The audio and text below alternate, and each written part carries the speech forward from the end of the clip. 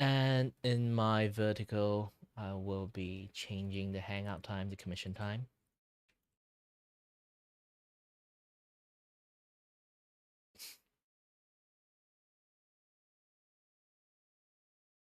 Yeah, most of my voice got recovered. I can keep using this voice, I guess. Hmm. Hold on a little bit. Let me go to the toilet. I'll I'll go to the toilet a little bit. You know, drank a little bit too much water, but you guys should hydrate too. You know, I'll be back. I'll be back soon. And also, like my vertical scene, I haven't like changed this thing. Be back.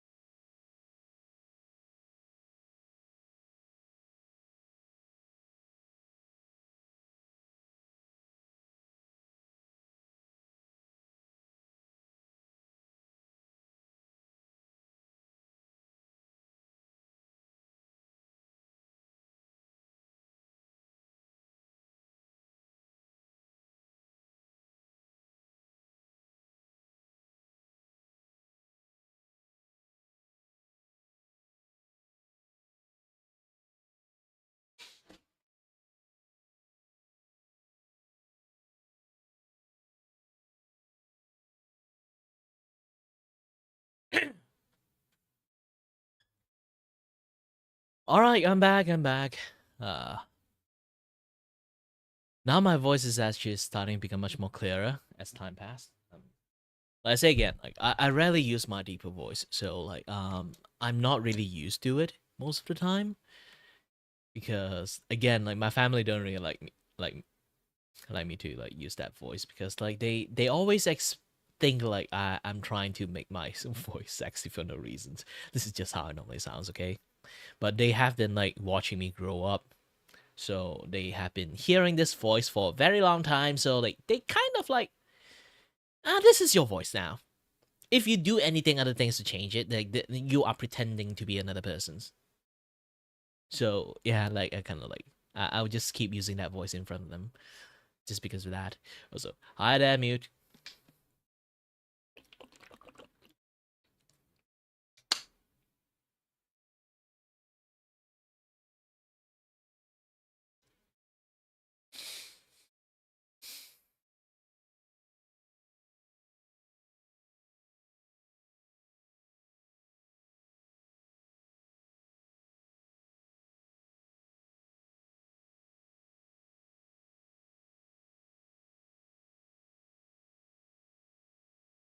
All right, hold on a little bit. Let me do way more setting than I think I should. Um. Okay, the vertical view. No. It's our commission time. You should just go to sleep. I don't have much things to do, much things to talk when I do drawing stream, so I can kind of like focus on the drawing side. So I won't be talking as much, so you can just like go to sleep today because I'm gonna focus on drawing.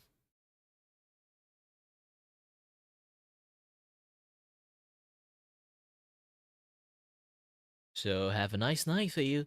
Don't worry about me like doesn't have any audience. It's fine.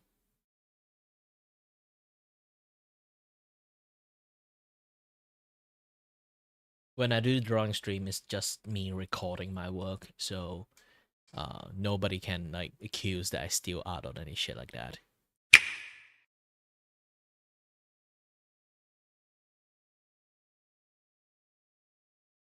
Whyest? All right, this is stupid. Like, I think I accidentally did something wrong here. Why is my vertical stream like that? It's not supposed to look like that.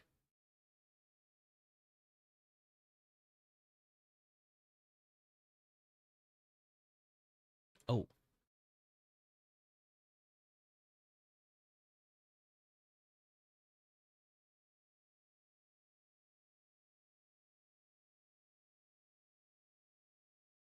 Yeah, my vertical stream have like some bugs going on there.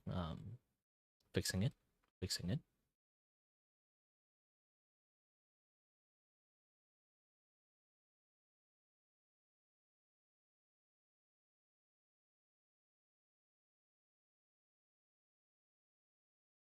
No, I don't do 24-hour streams. I sleep when I want to sleep. I wake up when I want to wake up. I do my work when I want to do my work. It's just that. Lived a carefree life, but to be honest, it's kind of like not the greatest model to live for.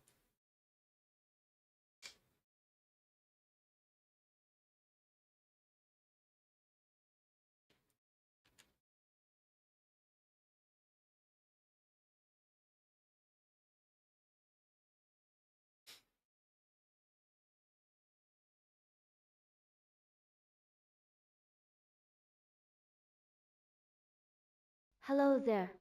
Yes, it's working now. Because my things only detect the latest stream, so once I like switch, it will start working.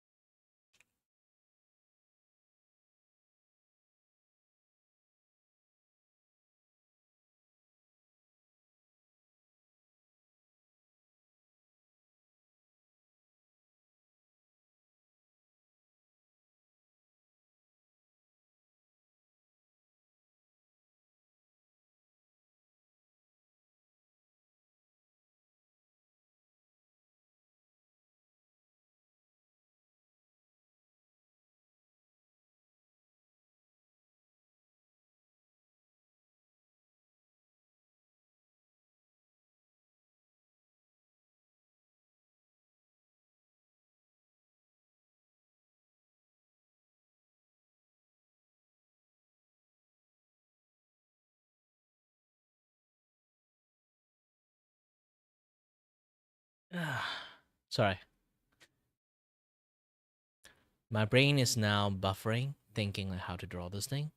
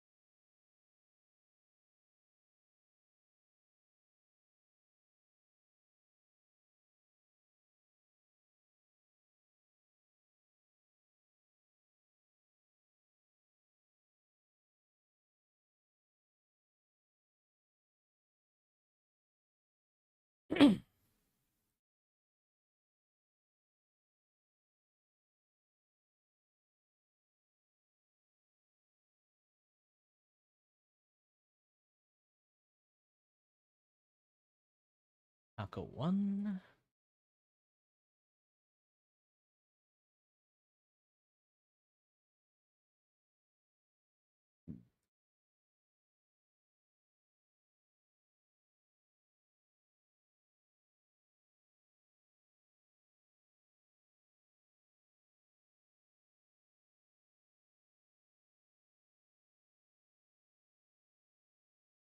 Night, Mr. Man. All right, good night.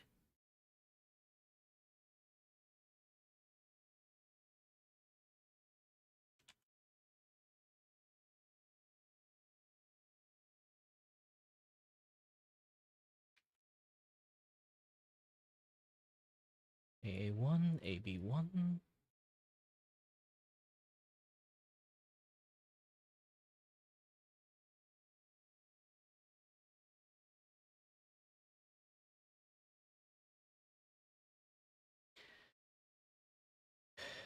File object.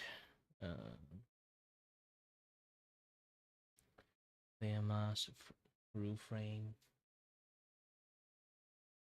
Convert layers. Insert into layers. Spartan.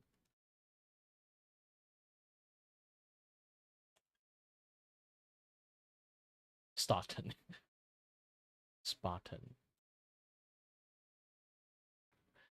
And yeah, most of my layering is like kind of working. If you guys can't see, I'm doing lots of like layering stuff in here because it's going to be animation, so I have to like layer it up, like which is like the numbering, alphabet, those kind of things, A, B, C. Because I'm using Spartan, so there will be like AA, BB, CC, DD, EE, AF, GG, like AB, AC, AD, lots of things like that.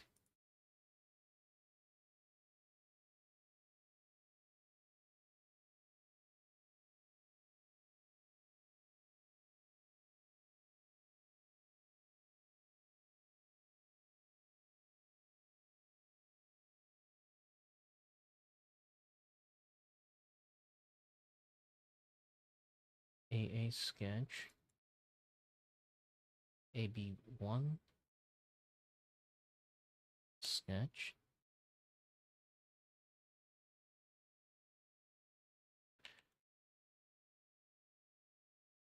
B1A,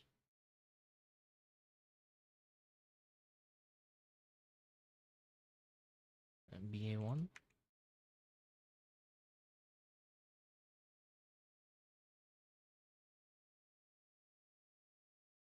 BA2, BC, BB2,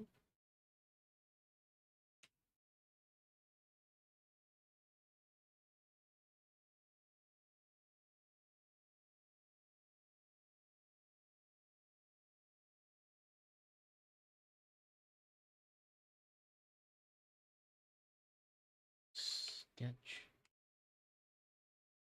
and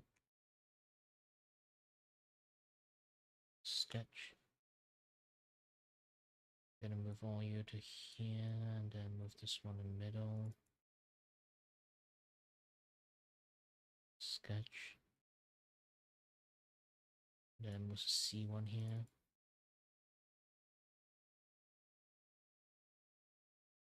C1 don't need lots of things. It's just a actual animation for C1.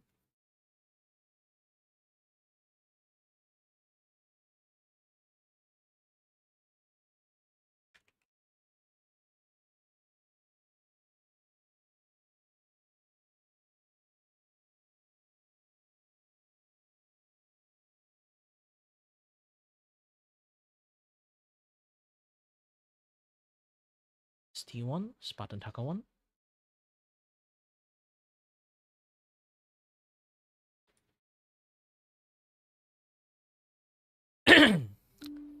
Alright, I forgot.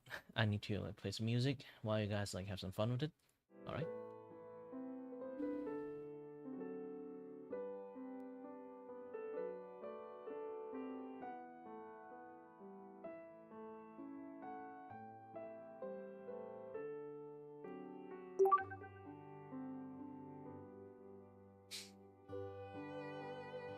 Sense that. Noise stream.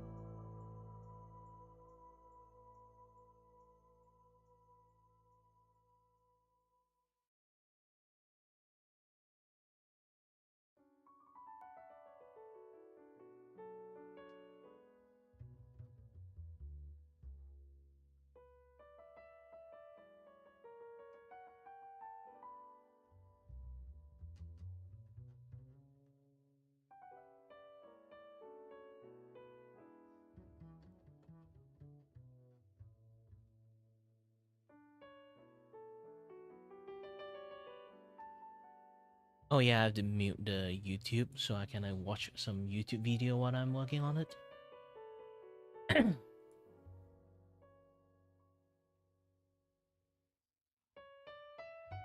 How fuck is Johnny Somali? Answer is very.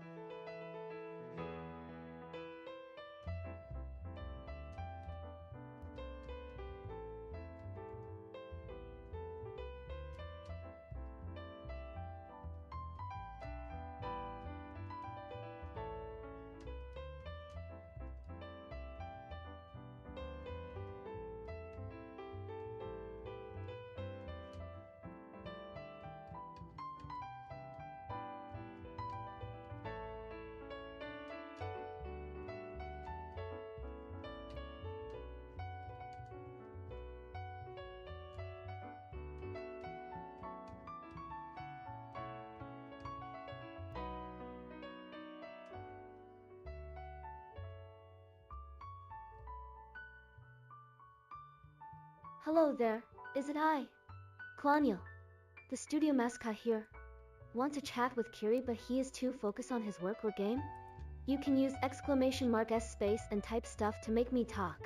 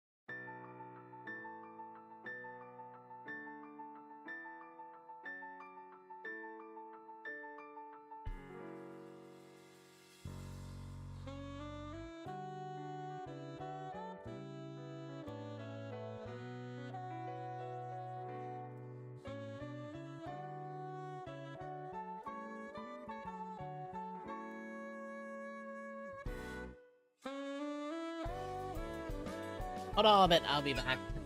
Go to the toilet. If anyone's here, if you guys aren't seeing anyone, just shout out.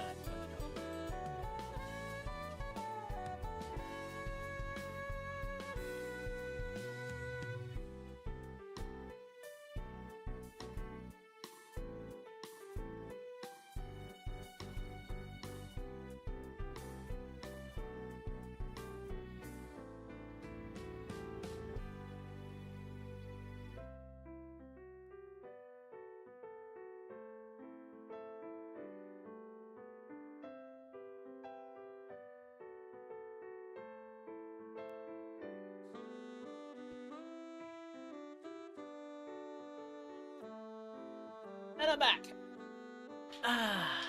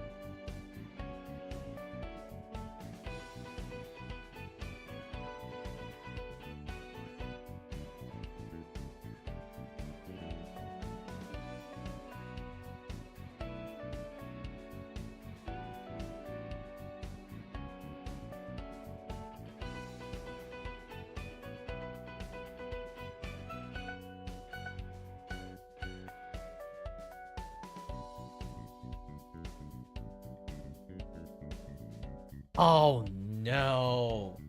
Motherfucker. They shouldn't do.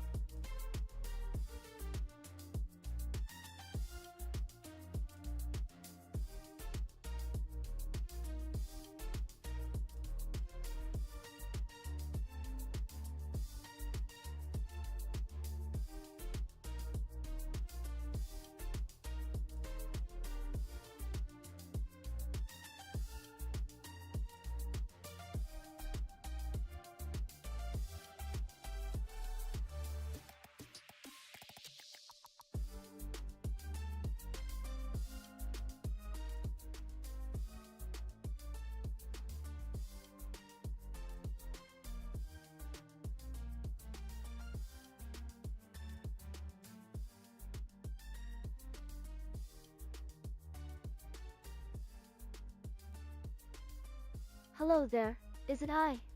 Klaniel, the studio mascot here. Want to chat with Kiri but he is too focused on his work or game? You can use !s space and type stuff to make me talk.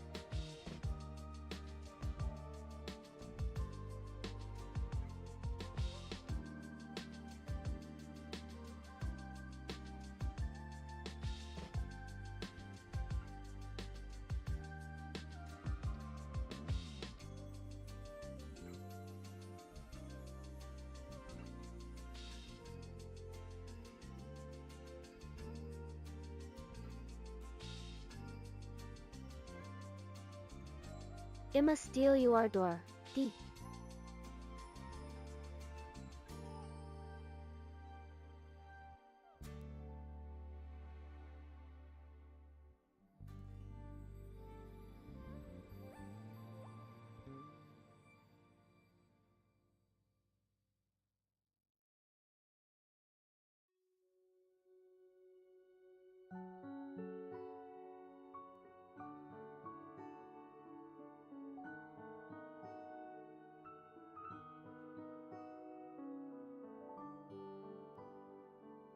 You are muted.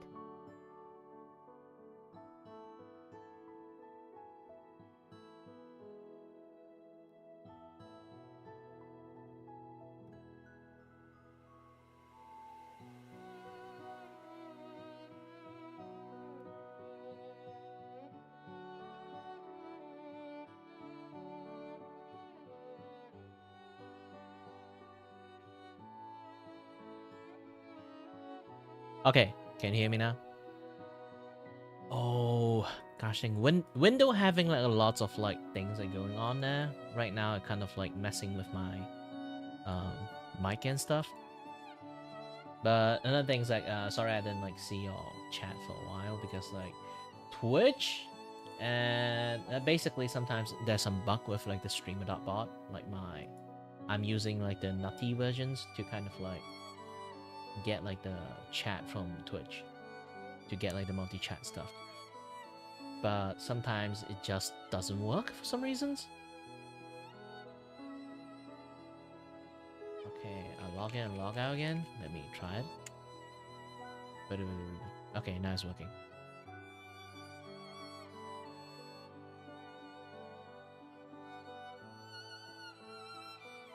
Well, again, like, hello there. My name is Kiribaku, and I'm your host and your voice here is to entertain you and may not have no idea what the heck I'm doing.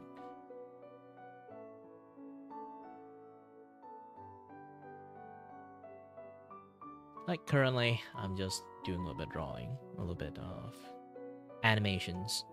But first is a low-budget animations. So, this low-budget animations is basically I draw most of the thing in one frame. The only thing I have a lot of frame is this taco. The leg will kind of like swing, and then when it's a reactive, so like there's like a talk state and a silent state, and then the eyes also kind of like having blink and stuff, and then the cape is moving. This is why there's a different color on many things. It's just generally basically like that. It's a animated reactive. But what I'm going to do is like a very low budget way of making it. Let me try to bring up some of my latest work. Yes. Something like this. So the tail you can see is animated. There will be some certain aspects animated.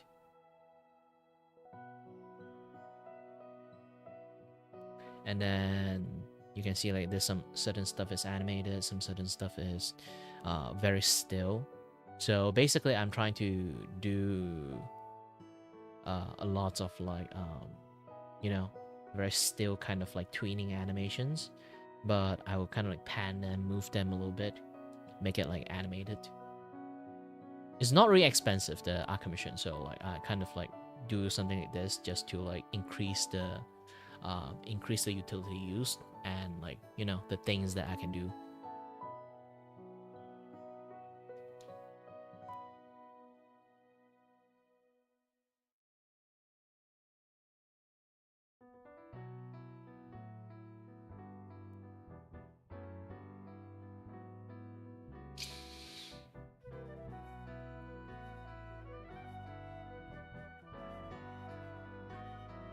Yeah, I was a little bit distracted while drawing sometimes, and also like I got distracted by gosh dang internet. Have you seen like the very funny thing about like Asian people don't use hand to eat? And I'll be like, the fuck? And then from Asian people don't use hand to eat to be like Chinese, Japanese, or Korean don't use hand to eat. I'll be like, what the fuck?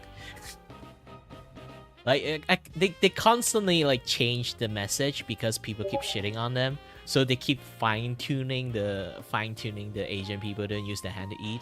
And then finally, we end up in a state that is like people list down all the food that Chinese, Japanese, and like Korean that use hand to eat. And then they'd be like, then there's a layer of like lettuce in between. There's like a layer of like seaweed in between. So it doesn't count. Like the main point is they put it up on the like the funniest thing is like they put like specific race up on a pedestal and claim that they are the superior one just because they just because like they how should I even say it, mainly just because like they think they don't eat with their hand and then they are the superior among them, and then they got shit on like being prick for no reasons. Seriously, like this conversation is very stupid. It's beyond stupid in some point. It's just that some people want to feel superior to other race, so they decided to claim like one thing they have and then they are the superior one. In fact, they aren't. And then the fact they keep laughing and changing like the story about it is so hilariously funny. I can't help but to comment on something just to like make them like much more angrier that way. It's like they keep laughing on like the point like smaller and smaller. Basically they more and more hyper fixated on that small tiny ass point, just to save face that they are not wrong. It is I'm not as troll as I used to be back in the days, but I'm just like used to like do something really really funny, just like the fact I do that.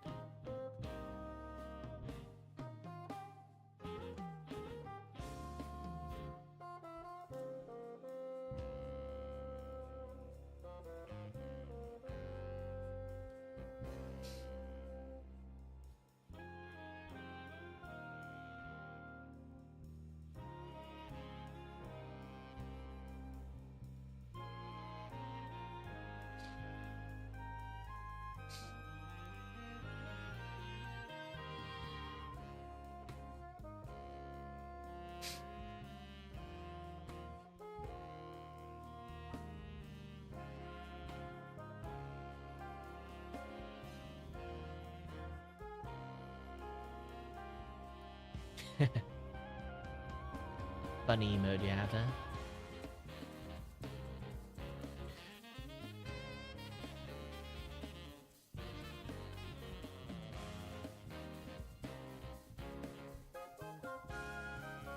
Either way, there's like a lot of stuff that we can like do and have fun with.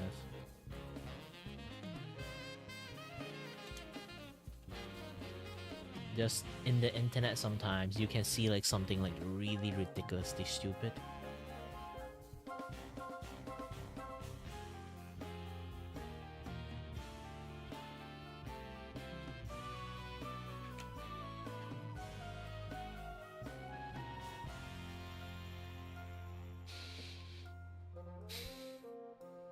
Hold on a little bit.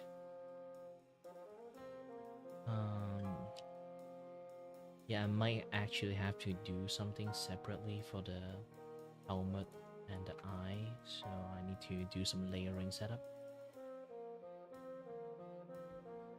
Okay, the helmet line, I need to do a little bit of cleanup. I need to do like the face in like the entirety differently.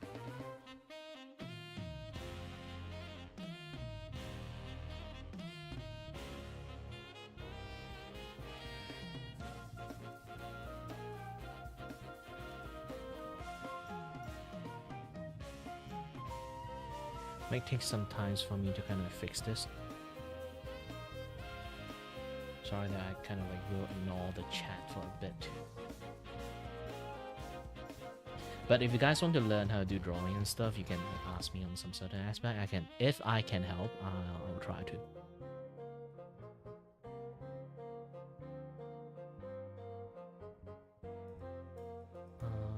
just like 2 layer, then I'll be like, it's kind of fine. Get it mixed in at the end.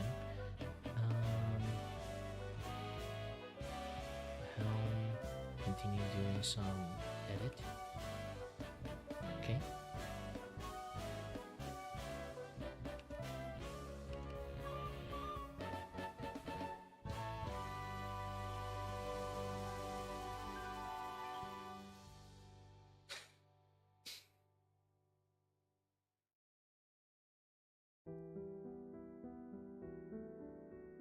But yeah, like I say, like if you guys want to learn something from the drawing side, you can let me know. I will try my best to teach you guys. But I'm not really the best teachers, but I'll try to at least like help you guys on some certain aspect that you guys kind of like don't know about.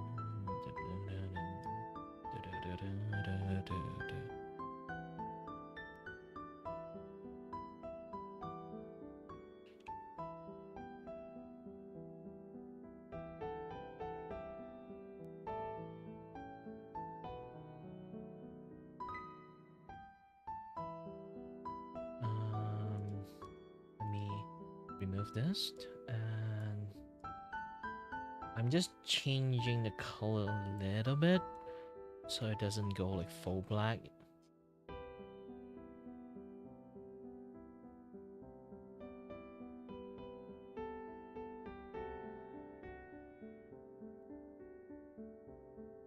Yeah, now you can kind of see like there's a big difference between this black and that black.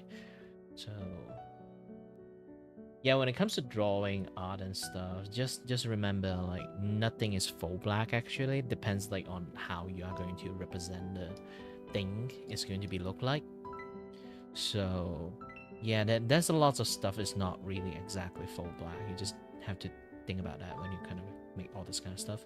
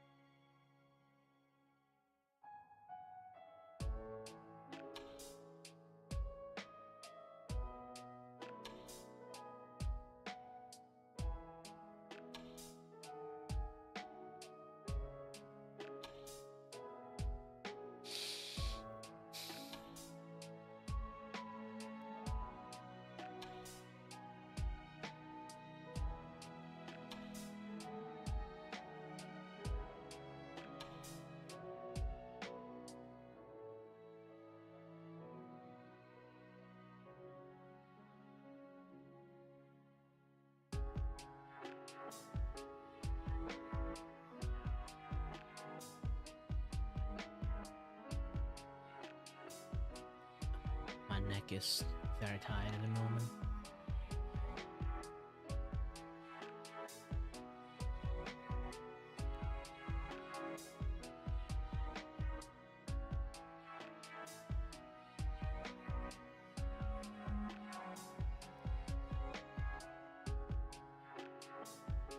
I'll be continuing looking at like the internet, watching YouTube video while drawing again.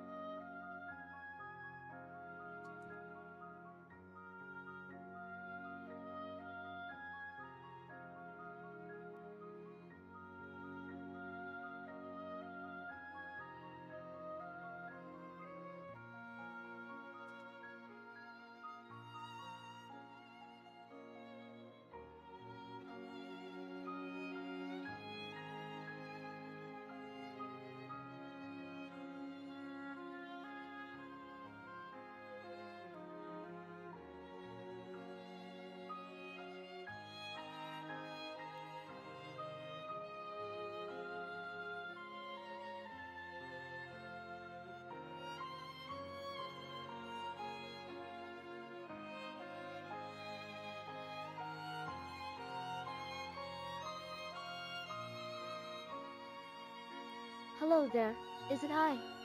Claudio, the studio mascot here. Want to chat with Kiri but he is too focused on his work or game? You can use !s space and type stuff to make me talk.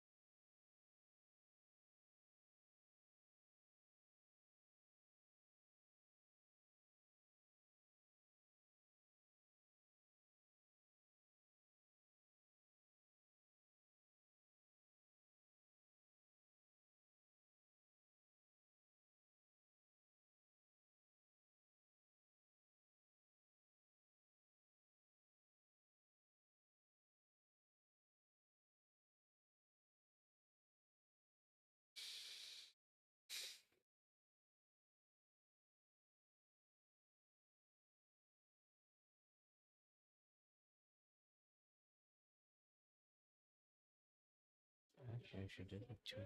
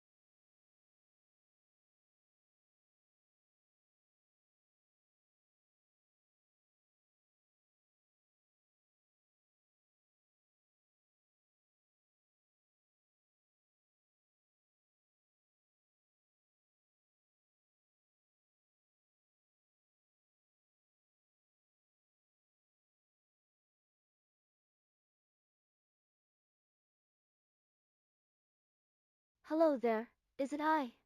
Claudiel, the studio mascot here. Want to chat with Kiri but he is too focused on his work or game? You can use !s space and type stuff to make me talk.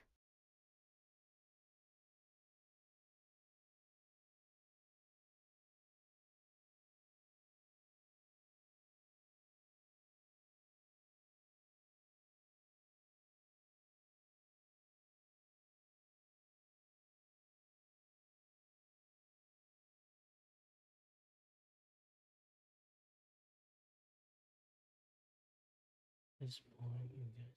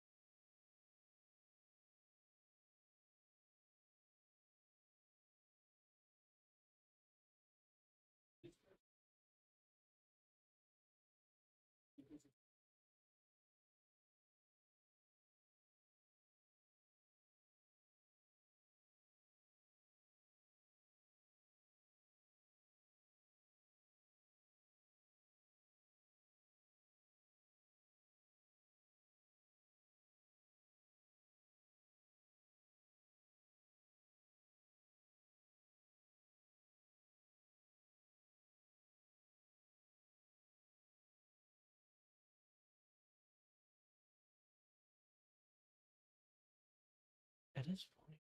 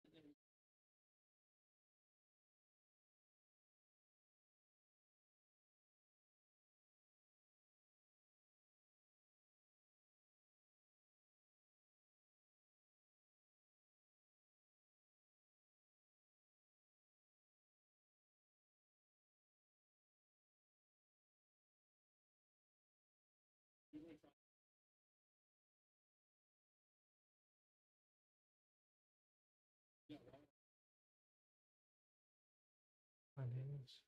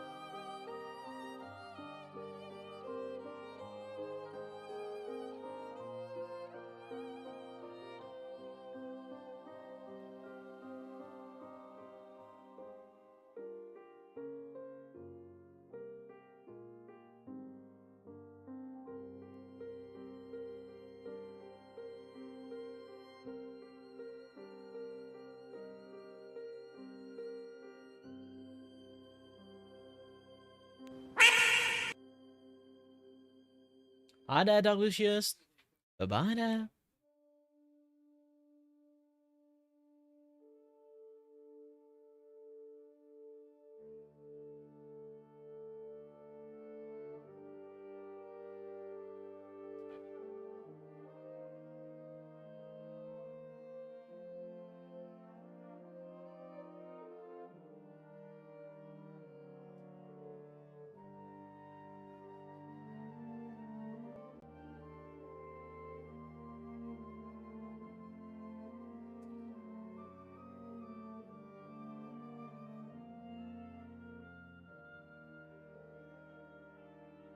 I will, Lucius. I drank so much water. Actually, I was about to just go to toilet again. uh, Sometimes I stop drawing. Is because like I get bored time to time if I just like solely just focus on drawing. So like sometimes I look at like Twitter have like this like very big stupid things going on there. I'm not even kidding about the stupidity of it. This is actually really stupid. It's like, I think you guys might seen it. The, you know, like the Asian don't use hand to eat. Only specific one do. See, Chinese and Japanese and also like this, that. We don't use. We use spoon. We are the superior Asian. And then like, because they say that, like act all high and mighty, lots of people just like list down all the food that use hand to eat. They have. Like the problem is not about using hand to eat or not at that point. The problem is those guys just being pricked for no reasons. Seriously, like why suddenly have to like very emphasize on the part that you are like a special kind of persons because you don't use your hand to eat. Yeah, maybe like on your personal, you don't use your hand to eat, but you try not to represent the entire culture itself and say like, yeah, my culture is superior because of that. And while in reality, like you know way less of a culture than you and everything, and just like it's just going to turn yourself into a clown, okay? Just going to turn yourself into a clown, and people getting clowned up. People clown him because of that, and I also clown them because of that. And then obviously there will be a lot of people. I immediately list down, like I didn't even know a lot of people used those as a point. I just immediately list down the food that I know because I ate them before. So they all use the hand to eat. And there's a lot of people lapping around that there's like seaweed kind of like in between them. There's like lettuce in between them. There's like this in between them, and that's that between them. You know one thing that is like, do you know atom actually don't touch? Because every single piece of atom is actually surrounded by electron, and negative repulse with each other's. So essentially, you just never touch a person in your entire life, even that you do. They essentially are lapping the same ass point, okay? The fact that it's like they gone like from, ew, he used hand to eat food, to, well, only those like specific food to eat food with hand. We don't use specific food to eat hand because we are superior. And then to, well, that's like a lettuce in between. Now kind of like, if I frame it this way right now, do you see how stupid it is?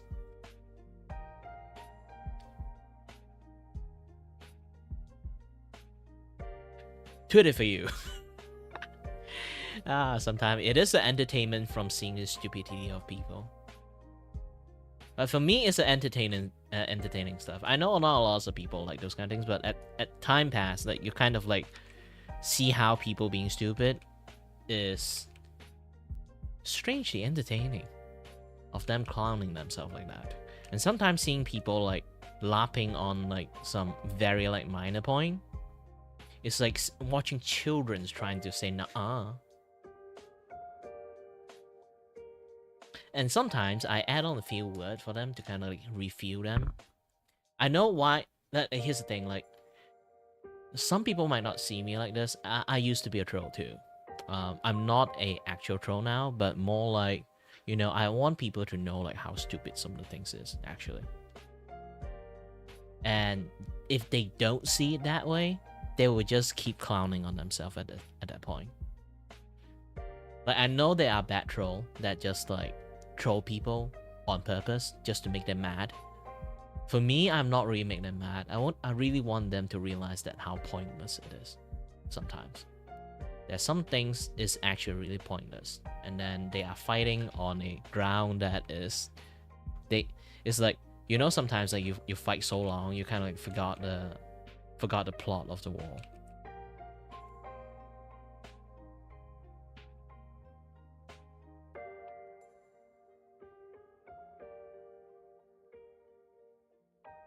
That's the thing. And then let you guys marinate on the thing I just said. I'll just go to the toilet. Be back soon. Ta-ta.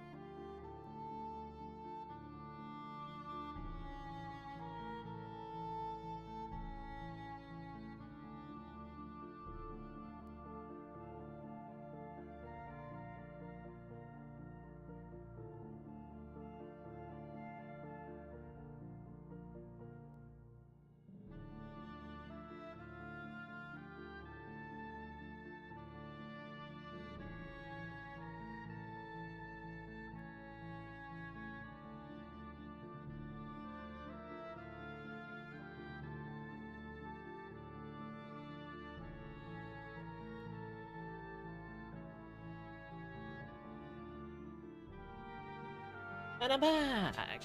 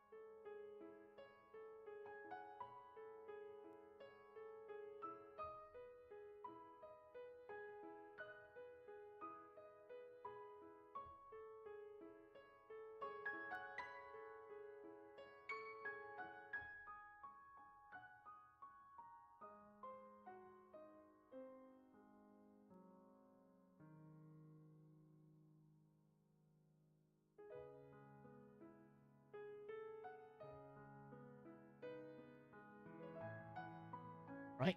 Let's see what kind of like YouTube video I can watch while, lots of things.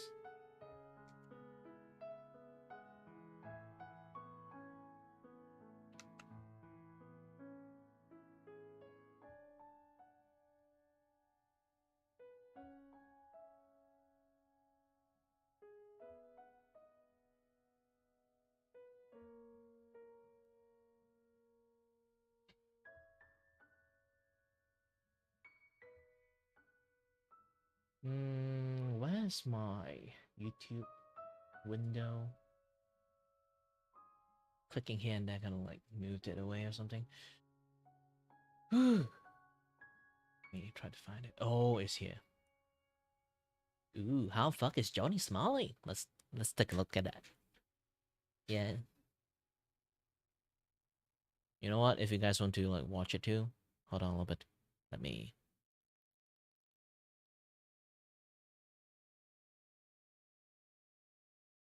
have this thing. Turn off my Spotify.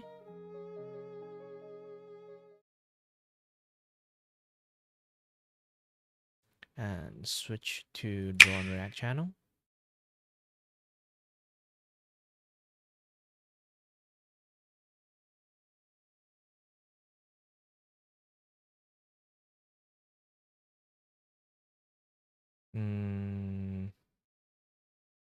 Oh, not this. Oh, not this. I'm bad at this. Hold on. Yee. It was extremely obvious he just kept lying in court. The judge just humiliated Johnny Somali in court after it was extremely obvious he just kept lying in court and thus committed perjury. And this is just an insane update revolving the whole Johnny Somali criminal trial, but this court hearing that we're talking about today is actually a completely separate trial than the main one that we've been covering for roughly a year now. Alright, so we now are about to walk into the Johnny Somali case. Most people don't know about this, but we were lucky enough to get the information. Oh, by the way, this particular court session for Johnny Somali, he actually got the rarest fucking win in the entirety. Imagine like you are losing a lot, you manage to land a punch. Your face is already looking like a fucking beehive. Like you just smash your face into the beehive, but he somehow to land a punch. He somehow managed to land a punch. Measly little punch, but it does knock off like 7 years from his like sentencing. Yes, 7 years. Because like here's the thing, like there's like 2 AI case that he have. So by maximum, you know, like deepfake like AI stuff like he have. So at that point, he have just by default of like the guarantee sentencing of like using deepfake have 7 years in there. I forgot it's 8 years or 7 years. I think it's 7 years. So 7 years in prisons. And when he you know he actually like decided to sue one of the deepfake guy because like remember like that situations that Korean have like big like military like thingy like going on there, military control, this and that other stuff. Actually, sadly, one of the guy that that is like hold up to the ground that he used deepfake, like one of the cases, he's in jail right now because around that time he decided to throw a brick into the you know, like the Parliament House to break the window to force like to let like the parliament member that get into the parliament room to kind of lifted the martial law. So because he did that, he threw a break. He's in jail right now because of that. Yeah, at the end, he still like, you know, destroy like property of the thingy. So like also, he spent a lot of time tracking him down. He's like one part of the group that tracking him down and then like punch the shit out of him as much as possible. So because of that, like he have no choice but to drop the AI deepfake charge. Because of that. So he got like that one really, really rare win for Johnny Somali. Which I fucking hated. Information from one of the other Korean streamers who essentially was indicted, and now a bunch of them have to testify, including Johnny Somali. So this will be interesting to see what happens. Up until now, nobody knew about this new trial except for the internal circle of the Korean streamers involved. And this is because Johnny pressed charges on another Korean streamer. And the reason Johnny did so was because Johnny showed the deepfake first, and then Youngmon found out there was a deepfake of him making out with Hank, Johnny's friend. And obviously he was very upset about it, so he then showed the clip on his stream while he was venting about how he felt like this was disgusting, that this was done without his permission. But that turned out to be a massive mistake for Youngmon to do so. And Youngmon, he has a good lawyer and a good strategy. But he's currently in prison, and he's coming as a defendant because Johnny filed this charge against Youngmon to essentially lower his own sentence because he wants Youngmon to drop the charge against him. The goal here is to essentially get some sort of legal settlement. What he's missing, though, is South Korea really wants you to apologize formally. And Youngmon has formally apologized to the courts 5 different times by handwritten letters from jail. And Johnny so far hasn't apologized a single time. And the worst part is, Johnny has pleaded not guilty for doing the exact same thing that he's pressing charges against Youngman for doing. Because remember, his whole defense in the last court date I covered was, I didn't make them. I may have just distributed them. We know for a fact that Youngman did not make these. All he did was show it on his stream. So he just distributed them. He didn't make them. So make it make sense. This is just extremely hypocritical. And I really don't think that's going to help his current criminal trial. But once we arrived at court, we found out that Johnny is pressing charges against Youngman for a whole plethora of things, not just the deepfakes. So obviously, deepfakes, we expected that, but the new ones were stalking, which is okay, and assaulting him with a baton. So this one started with the deepfake, and then they added the baton in like May, and then added stalking in August. Who's the first witness? Hank's the first witness. So Hank is the first witness. Hank's the first one. Hank, you, Ramsey Clean, Ismail, Yeah. and Big TV. Okay, We're gonna hear those from three guys. 그러면 종찬이는 Very interesting. So Hank's supposed to be the testifier, and Youngman Okay. is standing on the On the stand. Yeah, on the stand. These are more serious charges against Youngman. Yeah.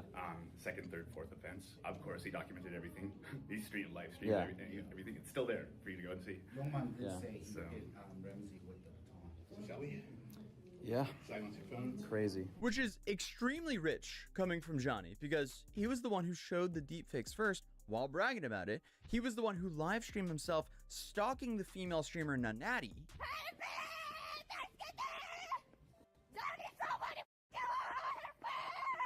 And of course, Twiddledee and Twiddledum here were the ones who brought the baton to the fight.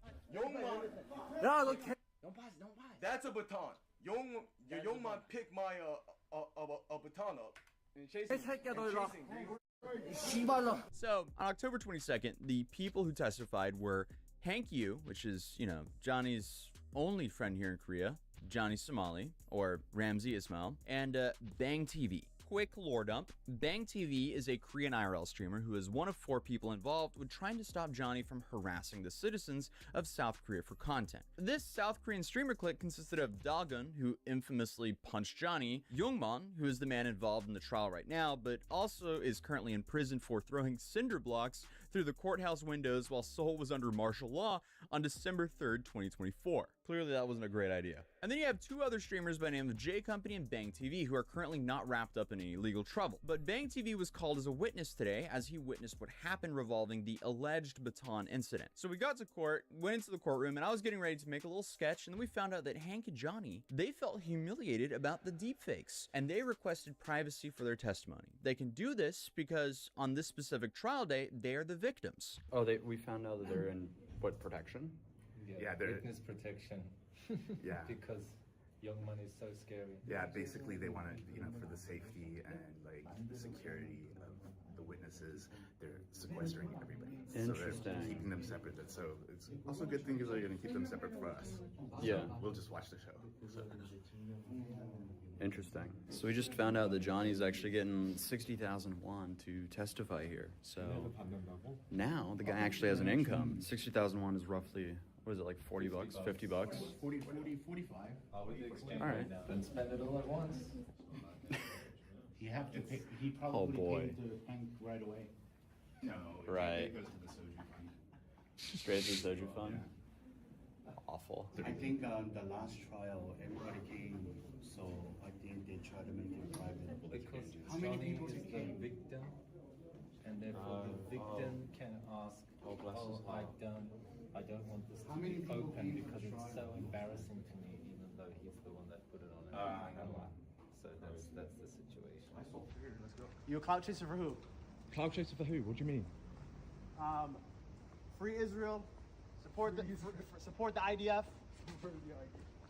That's all? You're an anti-Semite. I'm a Jew, and you are being anti-Semitic. You are a Nazi.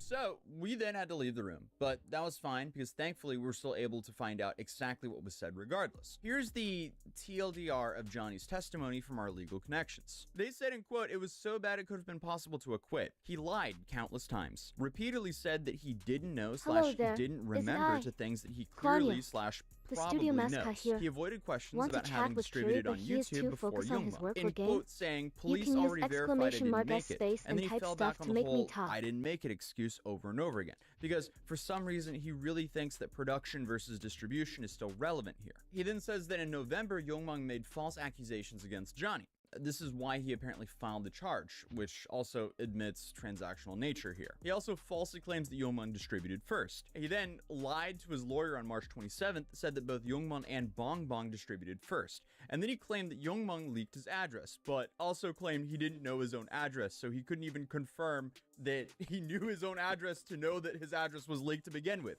Like, the whole situation was apparently just awful. Then to make things even worse for him, he couldn't remember the important details of the assault. And then he says he doesn't remember who brought the baton. That would be because it's very clear that Hank brought it. Then he also said, in quote, the whole thing was so traumatic that I don't remember. And then says it was the scariest day of his life when Youngmon found him. He also says that Gino was the only witness of the assault and then tried to submit video evidence on the spot, which is improper procedure because this should have been submitted to a prosecutor a long time ago. All evidence needs to be submitted up front. And then he admitted that he said, come find me on both October 28th and October 30th, essentially inviting the Korean streamers to go find him. And then finally, he said he filed charges against 1 or 2 other people and mentioned Dagon, but not Bongbong. So that's kind of interesting because why would he say 1 or 2? Because we know he filed them against Dagon, but maybe the ones he tried to file against Bongbong were not successful. Who knows though? We're gonna find out in a few days. And then to make things even worse for Johnny, the judge apparently told him multiple times that his story just didn't add up, and then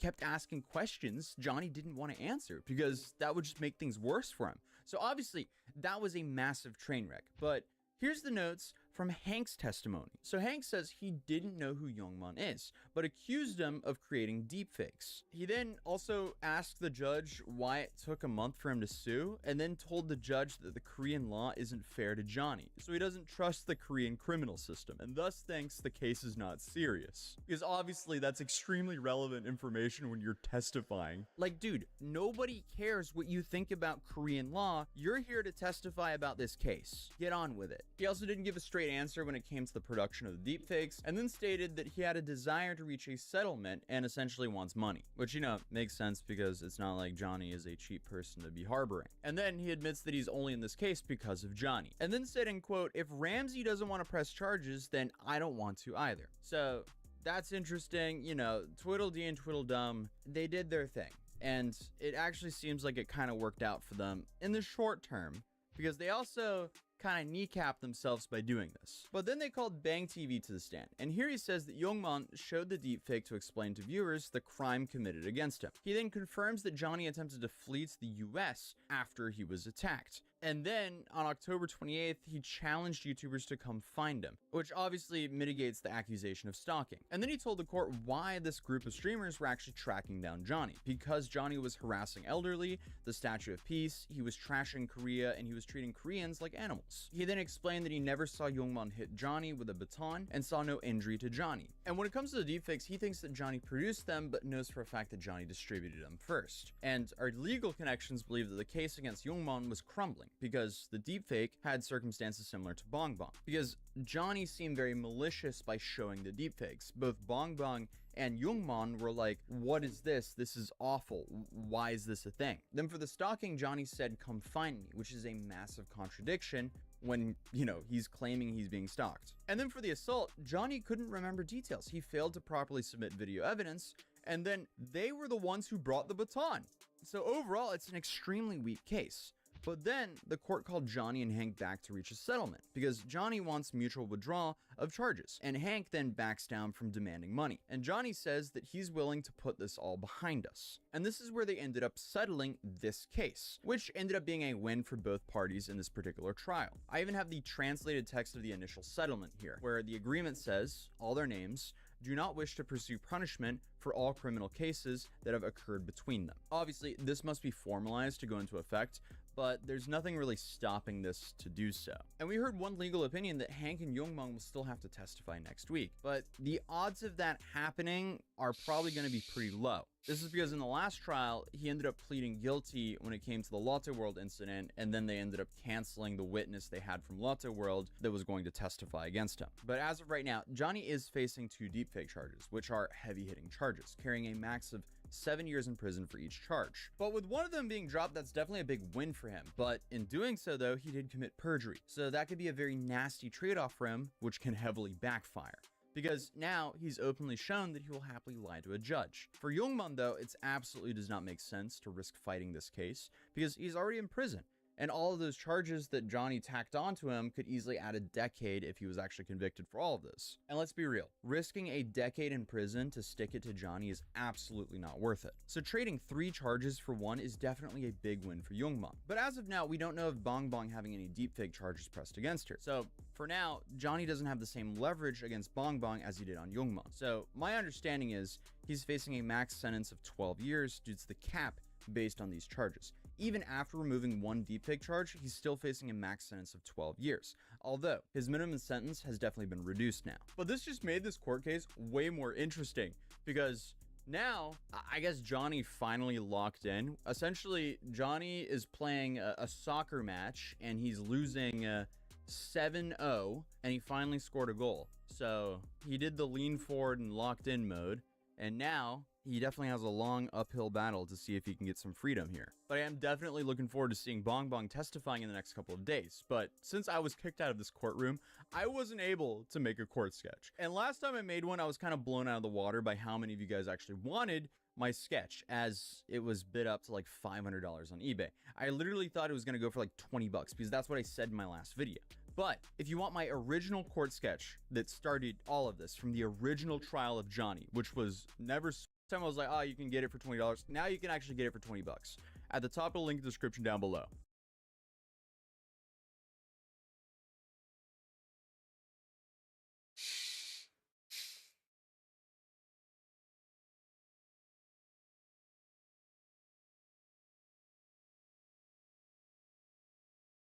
Lil Tay just announced that she's kidnapped. So yet again, it's the girl who cried wolf for the 1500th time at this point. I mean, every single year at this point, there's just something new and crazy and bizarre that happens to her, which all is just one massive attention ploy. The fact that they go to the lengths of like faking her own death and all of this other stuff. And every time they do something like this, it just puts even more holes into their previous stories because we have no idea what's true at this point. She was in the hospital with serious conditions. She faked her death. Like, there's just so many things. The whole saga with her father. Everything about this woman is just like a series of lies to just gain attention. And at this point, it's starting to get pathetic. But I guess that is what happens when you build an entire career off of lies. Like, you know, she went viral back when she was she claiming she was 9 or 13 or something like that? Like, she was very young. Only 9 years old. This Lil Tay, and I'm richer than all y'all broke jigglypuff looking. And she essentially, you know, ran around with her mom, and her mom was a luxury real estate agent in Vancouver. And you had this daughter who was flexing the apartments that her mom was supposed to be selling and having open houses in. She is well-mannered, but that's not what comes across on the internet. People think it's like funny, I guess, because I'm 9 years old and I've accomplished so much. And now we be living in the hills. See that view? Y'all don't have that view. And I be holding your mama's ring. The consequences for Lil Tay's mom a lot more immediate. With the writing on the wall, she resigned from her job.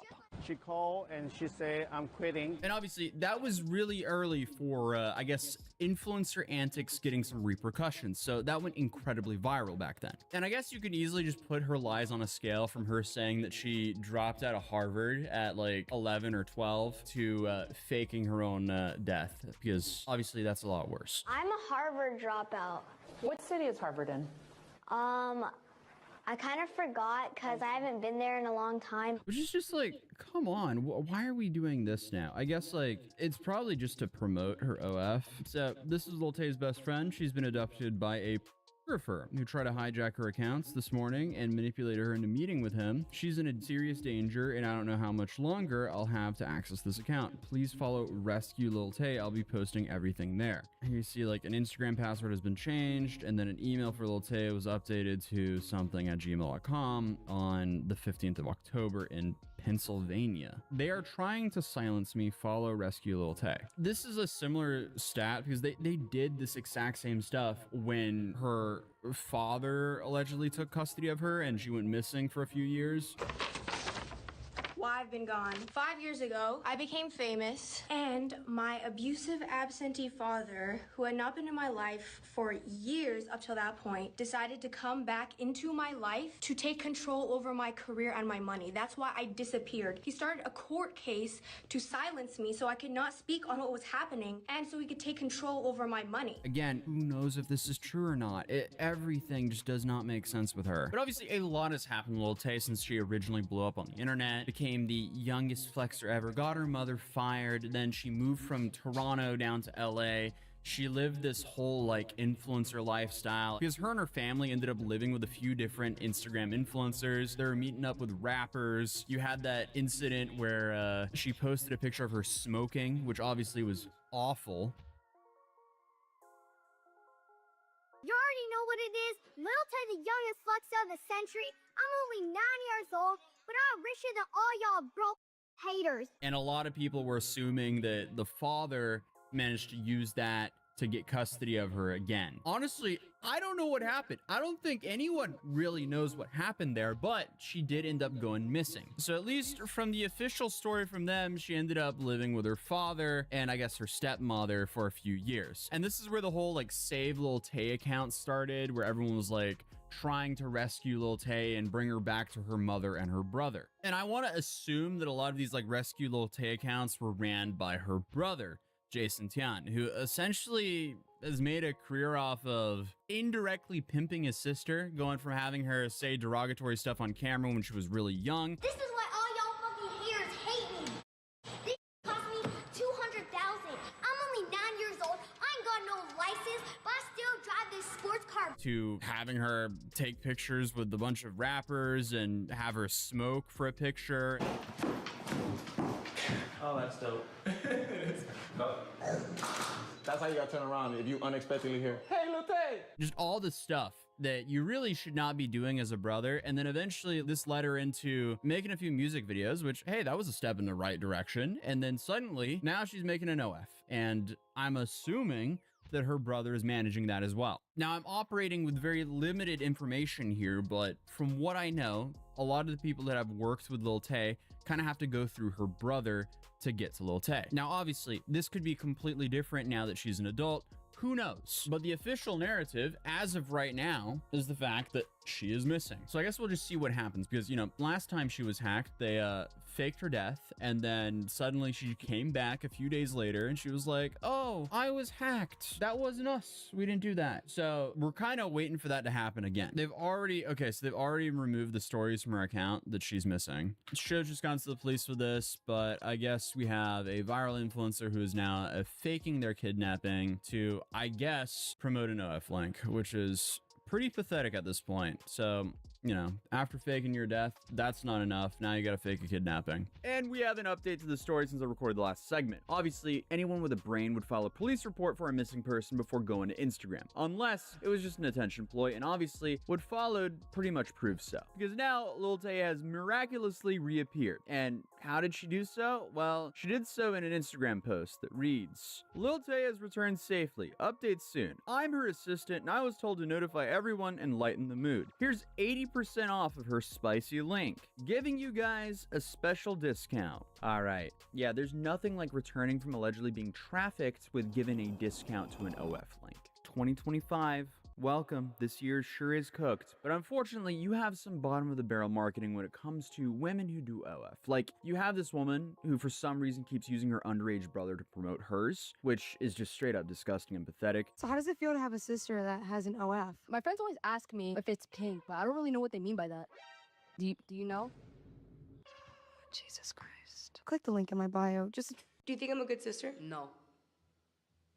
Bro, why? You're my sister. You're mean to me. Your career isn't only... You can't be talking.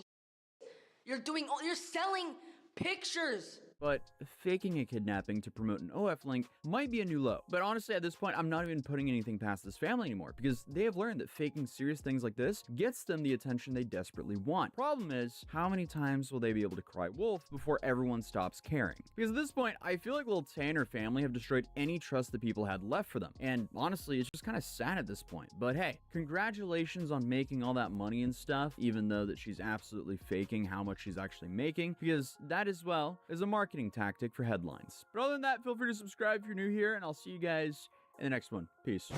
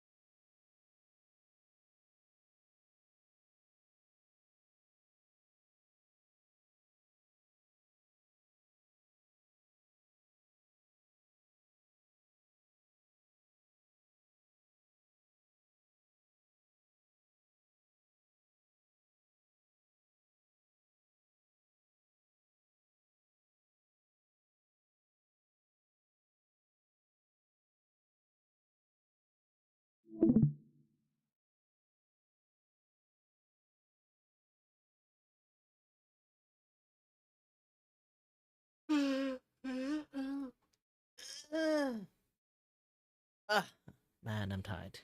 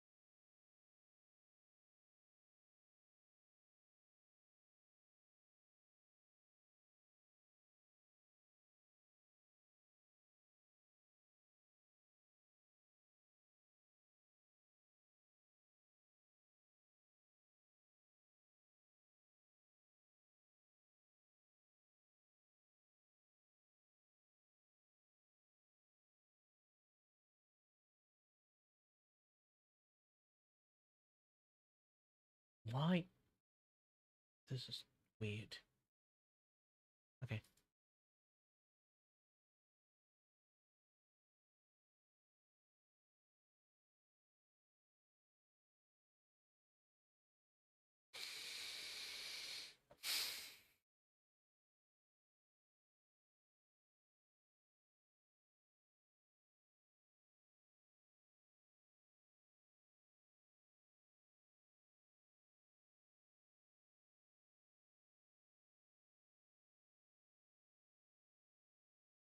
For some reason, there was a lot of unneeded hate and death threats sent towards him, which is honestly insane, which obviously caused him a lot of grief at the time.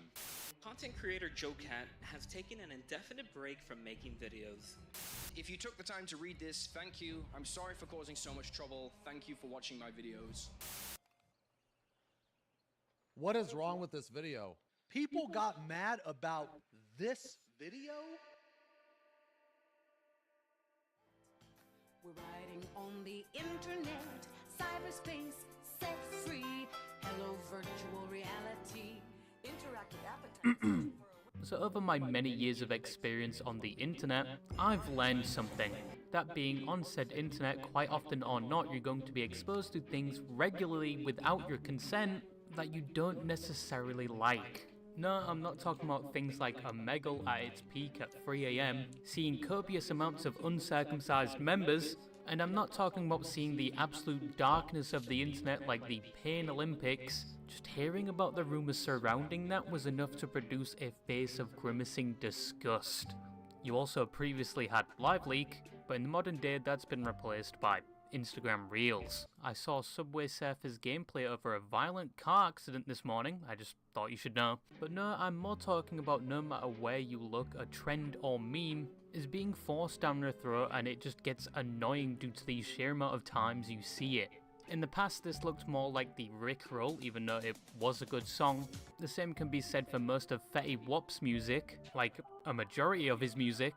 Or how Skibbity Toilet was solidified in everyone's feeds for at least 2 years, and it even got to the point where it actually influenced our language as a human race, and now I feel like I barely hear about it anymore. And more recently you have the Sora AI trend, where they generate prompts of your favourite streamer doing some heinous shit with a watermark and people will still ask if it's AI. My point is seeing these types of things on the internet over and over, it gets repetitive, even some can say annoying. But who do I blame? Myself for having a reaction over something on the internet that literally does not affect me whatsoever and I can simply just walk away from my device? Or the person posting the meme who is just conforming to a trend and putting their unique spin on it if it isn't a repost? Or the person that made the meme and or popularized it? Well, currently on the internet I think the only option not being utilized is the first one, and around 2021 that could be seen. Because from one popularized video, someone faced a witch hunt and harassment campaign,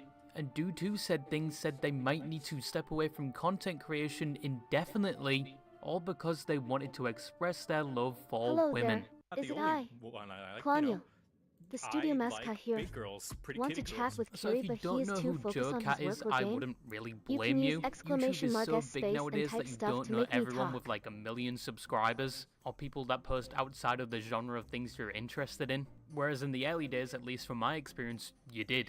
But you probably know him more for his work, which we are going to talk about later. I only personally know him because of his work, and because he's associated with people I grew up watching, like Shenpai, especially back in the Overwatch days. God, I miss them. She was also the first streamer I ever donated to, and as she was answering the question that I put in the donation, she got distracted by another donation, and for prepubescent me, that was like a turning point similar to Batman watching his parents die. And I've never donated to a streamer since. It was €1 and it instilled that much in me. This was like 8 years ago. Still watching her content to this day though. But anyway, rambling to the side, Joe-Cat. Before his arguably most contested creation, he was already a well-known animator. He started uploading in 2018 and initially garnered popularity due to his early guides on things like Monster Hunter and Monster Hunter related content, where he eventually built himself up to the point where in 2021, he was on the verge of reaching 1 million subscribers, and was uploading things outside of the aforementioned niche, like just general animated videos which got millions of views, along with highlights from his streams and other topics he was interested in like D&D. I've tried playing Dungeons & Dragons multiple times, and the hardest part about it isn't the game or creating characters or setting everything up, it's getting people to stay consistent and actually show up to the sessions. Like most times I've played D&D, the campaign goes in the shit because some people stop turning up. But as I was saying before, Joe-Cat already had a huge following around this time, even before the one video that would cause a huge storm for him. But prior to that, he wasn't really involved in any huge dramas or controversies. Not really anything that would warrant the huge backlash he got later on. He was mainly just a guy making videos about the things he was interested in, and mostly had a positive reputation in the majority of the communities he interacted with.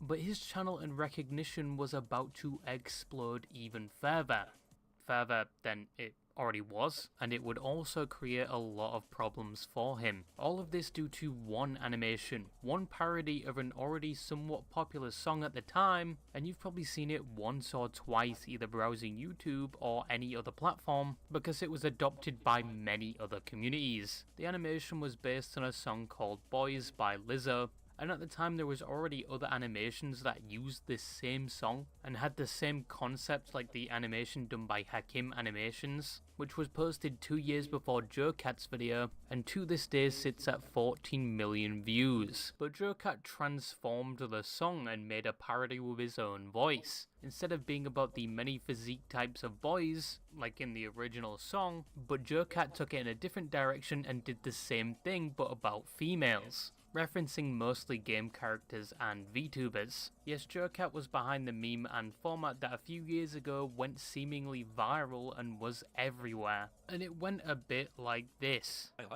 I like big girls, pretty kitty girls, really witty girls. Obviously I can't show you the rest of it because copyright, but I found a clip where he does the thing live and I tried to remove the music. Not the only one I like, I like big girls, pretty kitty girls, really witty girls, singing ditty girls. I like the leggy girls with the nice thighs. I like a good chest no matter what size. I like a freckled face. I like a wide back. I like the body shapes and the short stacks, from the mild girls to the wild girls. You got styled girls, make them wild girls. Anyway, I just like girls. Yeah, dude just really liked girls. I wonder if Lizzo's gonna claim this video just because he sang a song like hers. But it's important to note this wasn't the first time Joe-Cat showed his musical prestige, and it was seen in a lot of his videos. You got me bony feet and certified in song. Evocation elements to burn or shock or freeze your friends. Necromancy spares the dying, or you could just resurrect them. Even the audio for the animation comes from a 2020 stream of Baldur's Gate, nearly a whole year before the animation was even published. And I think one of the reasons he shows his musical talent so much is down to him and a lot of his D&D campaigns being a bard. Not the best class in my opinion. What you're gonna do, bass boost and persuasion check your enemies to death? But then again, monks exist. But besides that, this video basically blew up on its release, with it almost having 1 million views in the first 2 days. And it only grew from there. Even I remember in early 2022, this video was pushed to my feed multiple times, even if I had already watched it, and that's including the re-uploads and people making their own versions of it. As said before, it was adopted by multiple communities, that put their own spin on it, like the Genshin Impact community. Now, the initial reaction to this video was very positive. As said before, people liked Joe-Cat and this video was somewhat on brand for him. A short, light-hearted animation that some viewed as cute, wholesome, and some even took it as a movement for body positivity. But I'm sorry to say this, no matter how much body positivity there is, none of you will ever achieve the peak that is the Terrari build. He literally ate anything. He was on an indefinite bulk and was a tank whilst unfortunately being French.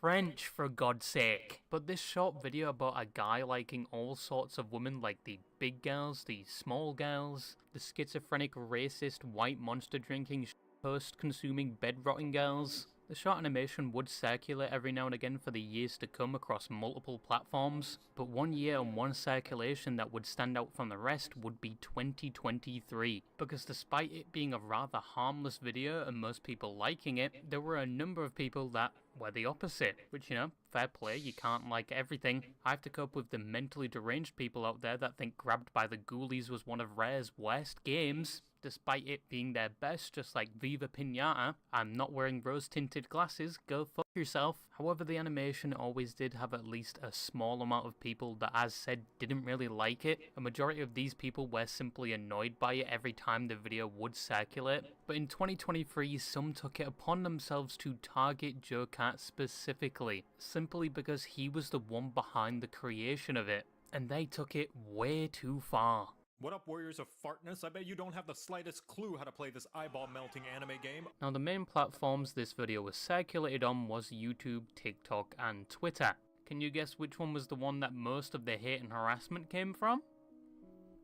If you answered anything but Twitter, you probably inhaled too much lead fuel as a kid. Twitter quite literally has a legacy of doing this at this point, taking the most tame topics and making it 10 times worse than it should be. And Joe-Cat was not immune from that legacy. Some people were already talking about how they thought the animation was cringe years prior, and some interpreted it as him trying to hide he is gay, and some just labelled the whole thing as just straight up gay. So the hate was definitely there beforehand. But in December 2023, the clip circulated again with a post by a user called Zero Suit Camus, or Claire, who jokingly claimed the animation as their own and reposted it for the world to see again, hopefully unknowingly starting another wave of hate for Joe-Cat. And for Joe-Cat, it was potentially the final straw that broke the camel's back. And what made it worse was he was getting flack for a previous situation regarding Hogwarts Legacy, where some streamers were being harassed for just playing a game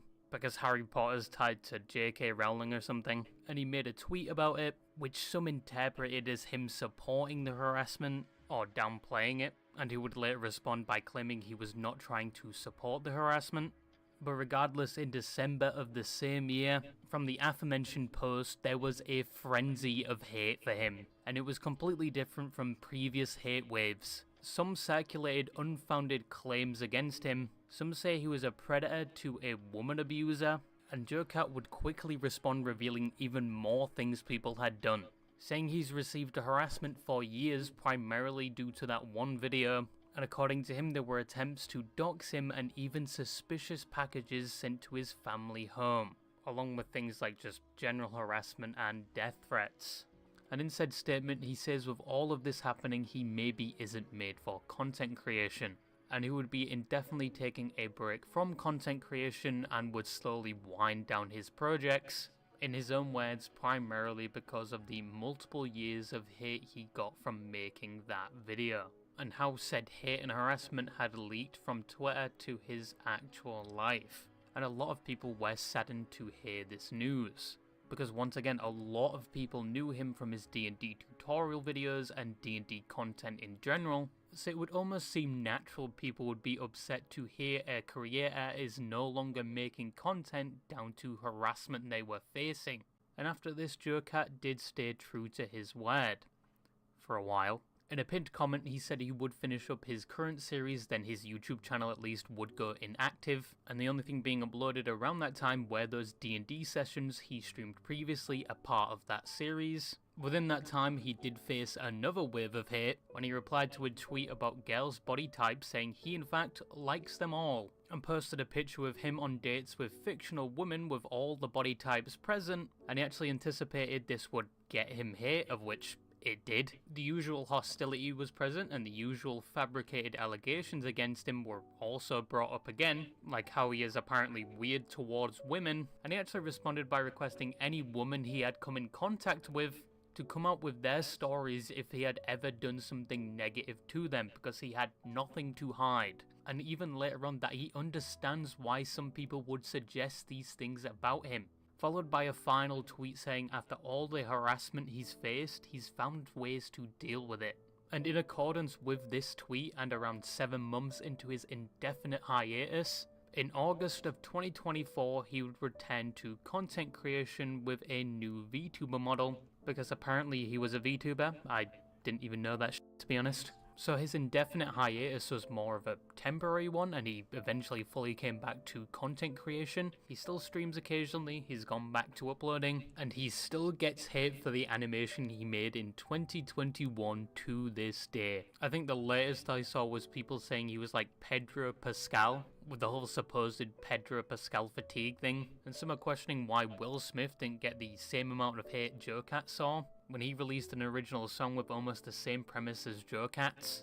This is clear that this is a joke, that it's like, obviously the solution isn't that simple. In conclusion, Joe Cat over the years has received a lot of attention and hate, primarily due to making an animation that went viral and, in his own words, reached outside its target audience, and he ended up receiving harassment for multiple years because of this, to the point where he would briefly make the decision to leave certain platforms, of which he would later return from as he basically stopped caring about what Twitter was saying. And that's basically it. Moral of the story, if you're passionate about something that generally isn't hurting anyone, don't care about what Twitter says. And yeah, that's it. Joji released a new song after a few years, if you didn't know. But yeah, that's just a small topic I wanted to talk about today, and really all I had to say, and bye-bye.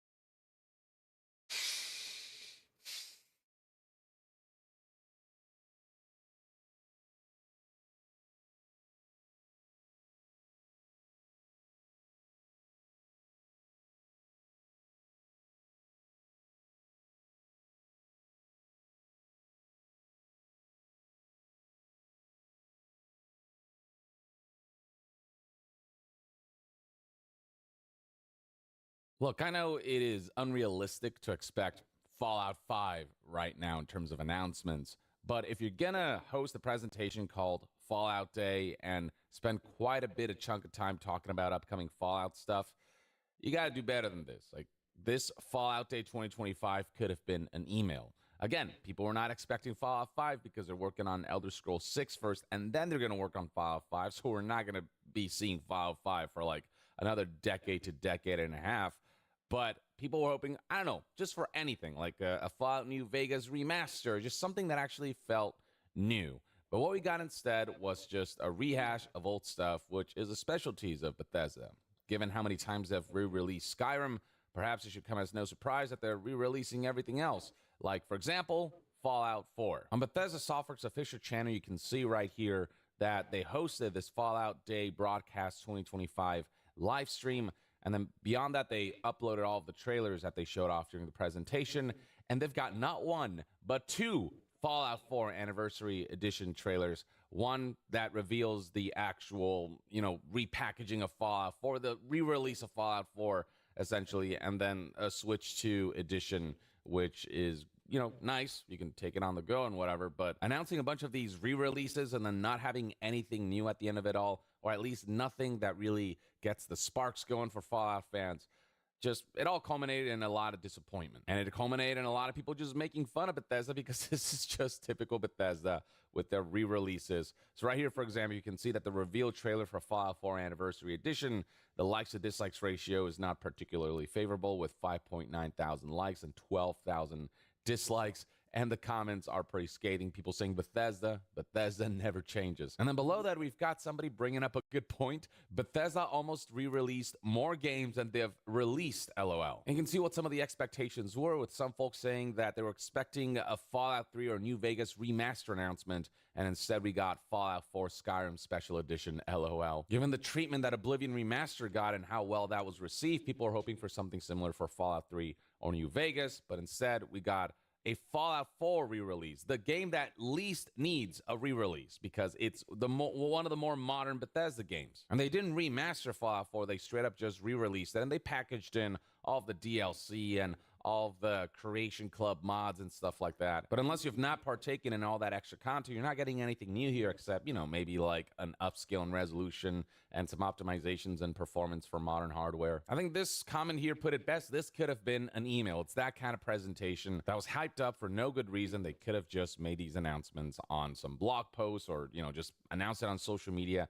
They didn't have to make a whole song and dance about this stuff. Now, we did get a Fallout New Vegas related announcement, but it too is essentially a big ol' re-release. As part of the 15th anniversary of Fallout New Vegas, they decided to put together this 15th anniversary bundle that includes this statue of Victor, and this is basically what's called a collector's big box that has a bunch of cool just merchandise and just cool little accessories and extra bits and bobs on top of game codes for New Vegas, the game itself, for PC. As for what else they announced during this presentation, they announced that the ghoul would be in Fallout 76, where they showed us how the ghoul would be implemented into Fallout 76, which, you know, the ghoul's cool. I do like the Fallout show, but this is pretty meh in the grand scheme of things. They announced some sales, they announced some new benefits for Fallout First, the subscription for Fallout 76. I have really bad memories with Fallout First covering all of that and how disgusting it was for them to release a subscription model when Fallout 76 was practically on fire. So I'm not someone who really supports Fallout First or really finds anything positive about it. Some new stuff for Fallout Shelter and just more Fallout 4 and Fallout New Vegas re-releases. And that's about it. And some new merchandise. Like, really, this was the most nothing burger of a franchise dedicated live stream presentation I've ever seen. This really didn't need to happen at all. They should have skipped Fallout Day altogether and just announced these via a blog post and not done a live stream. Now, Todd Howard did say during the Fallout Day broadcast that they are working on some new stuff that they'll announce down the line, but no hints were provided on that front. So I do believe that we'll probably end up seeing some kind of Fallout 3 remaster or a New Vegas remaster, both if, you know, possible. That'd be ideal before we see Fallout 5, because again, Fallout 5 is so freaking far away because Elder Scrolls 6 is taking priority right now.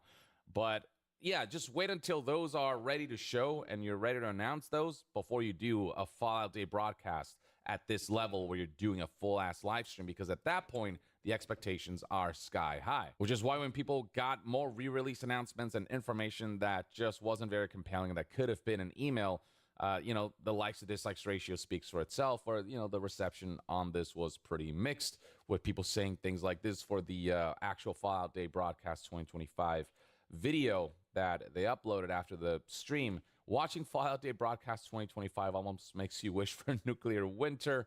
Here's somebody who said, I pretended to shit on the toilet at work for this. Tons of people out here saying this could have been an email. The best comment I saw is that this could have been an email, so on and so forth. Bethesda's reputation has been in a bit of a lull lately because Fallout 76's launch just really put a sour taste in people's mouths. Their mobile efforts, you know, how microtransactions written they are, put a sour taste in people's mouths. Starfield, ultimately not living up to the hype of a brand new single-player Bethesda game.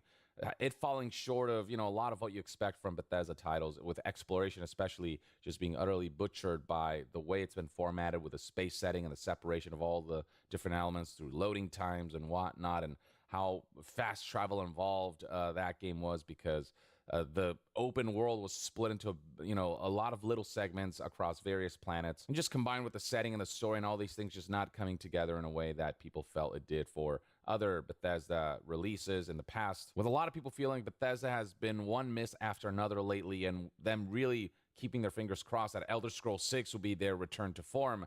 Currently, Bethesda really needs to do everything possible to give people some hope and generate.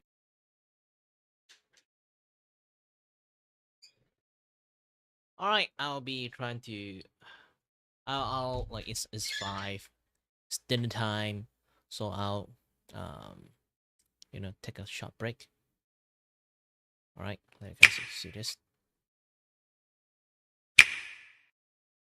Yeah. Ah. I keep clicking the wrong thing. But yeah. I will put my ads on while having like the good thingy.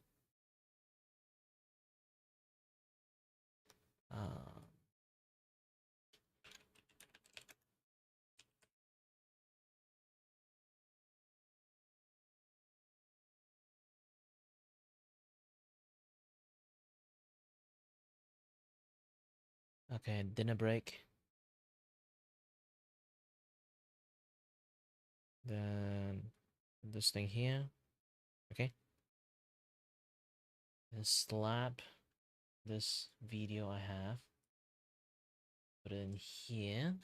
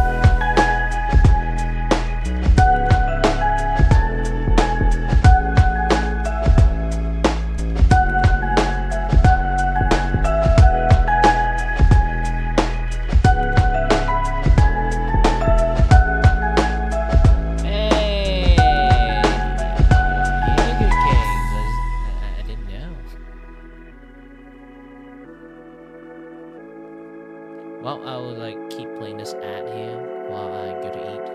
Okay, we'll be back soon. We'll be back soon. My camera's on it. And funny face while I'm stopping.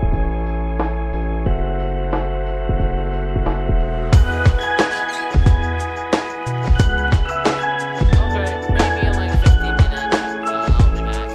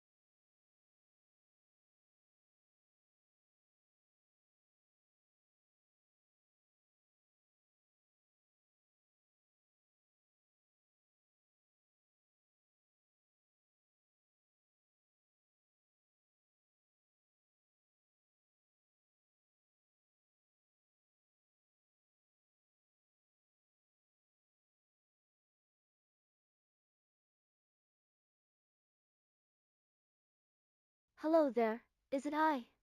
Claudiel, the studio mascot here. Want to chat with Kiri but he is too focused on his work or game? You can use !S space and type stuff to make me talk.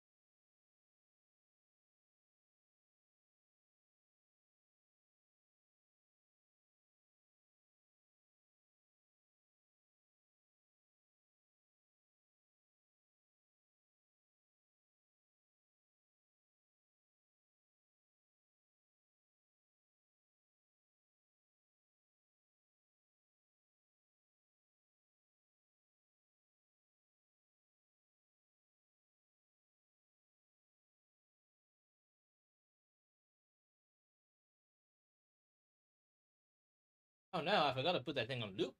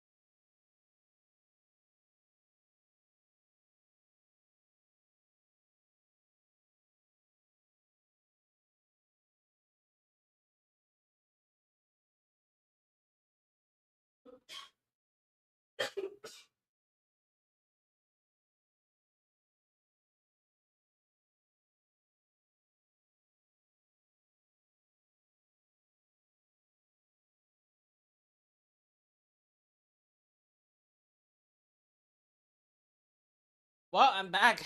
But I need to continue to take my small little tiny break. I did stream for quite a long time.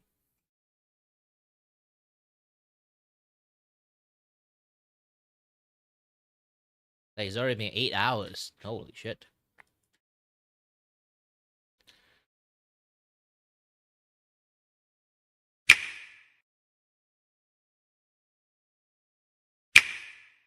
Press the wrong thing.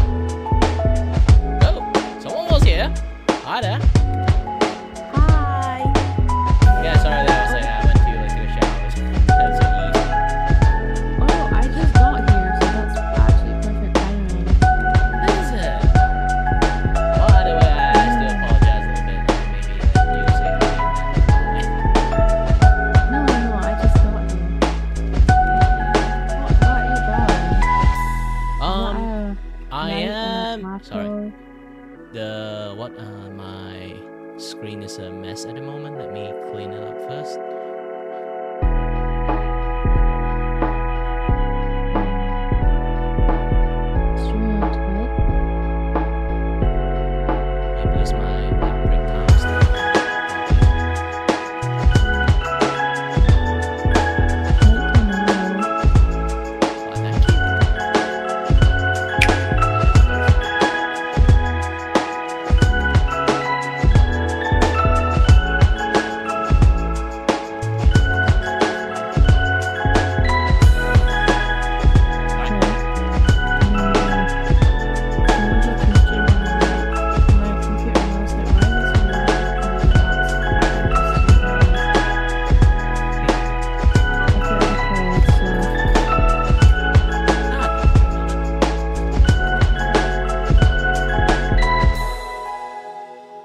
Okay. So right now, currently, I am making a animated emote, not emote, animated reactive.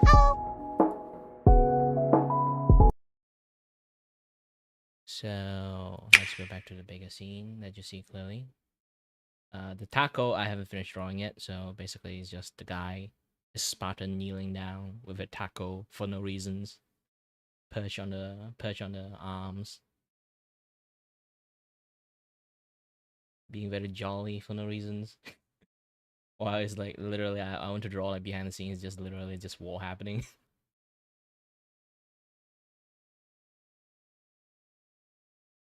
It's kind of like a series that I make, not really like serious. It's more like, you know, Oh yeah, like I saw that. See if there's anything on there you want. I saw that. I think you posted it in self promo. Yeah, in the art channel. Mhm. I have a few more. Oh yeah. There you go, babe. It's been like a running series that I've been Hey. making, Hello. Unlocked it. like this one.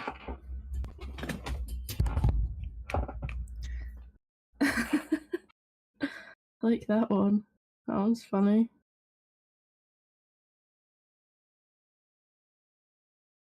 Yeah, because the last one I show is like he's going to use it I'm as sure like on a YouTube as TTS well. pet, so there's no need to mute and deafen. But generally, I would do like mute and deafen like animations too. Mhm. Yeah, your art's cool. Oh, I want to practice anatomy. That's kind of where. Well, I think anatomy and coloring digitally, because I'm a I've been more of a traditional artist, so I'm getting better with that. I use Krita. So, what do you use to draw? For me, I'm using Eclipse Studio Paint since I got like a drawing tablet. Plug it into my computers yeah. and it works. Back in the days, I'm using Surface Pro to draw. I don't even know what that is. Surface Pro is basically Microsoft laptop that with a very good touchscreen, but not a very good pen. Microsoft yucky. I didn't think that thing exists anymore. Like they changed the entire series up. I remember when I used to use Paint.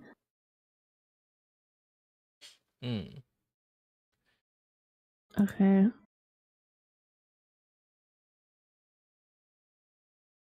VGen. Oh yeah, and I saw you were trying to get like Are you trying to get VGen verified? Is that what it is? What VGen? What? I don't. Verified? I think I looked at your commission stuff the other day, like your page. I'm already qualified for like verify. The problem is I'm not famous enough to immediately get verify. VGen is like this. Yeah, Unless you are like super duper famous, you usually have to wait for like maybe 3 months or like 4 months to actually get verified. Damn, it's rough out there. Yeah, you have to be well known in VGen to actually get verified. But Maybe it's a very one rare day. case. Cause I don't, my like anime style art isn't really up to par. So I'm playing Pokemon.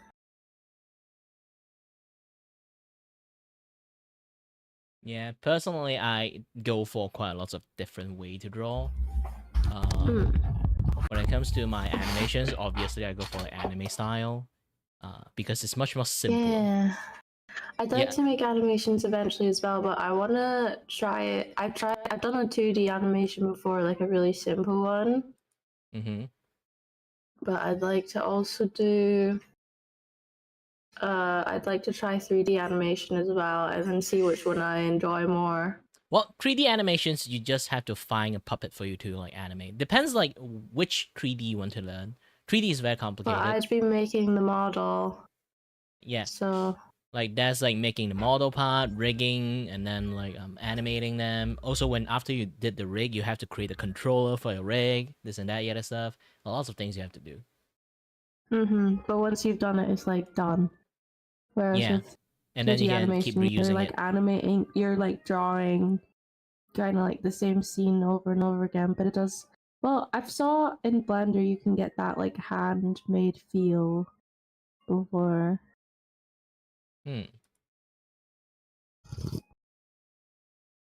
Oh, I have a really bad cold. There's a lot of way to do like animations. If you intended to stick with a few characters, then yeah. For me, since I graduated, not actually graduated, my last semester, I didn't finish my final year project, medical reasons. Did you do art? I Did you did do almost art? finish my 3D animation like studies. It's just I haven't finished my final year project due to medical issues. I missed semesters, and I can't afford to pay like another semester again. So I'll be like, you know what? I'm just going to drop out.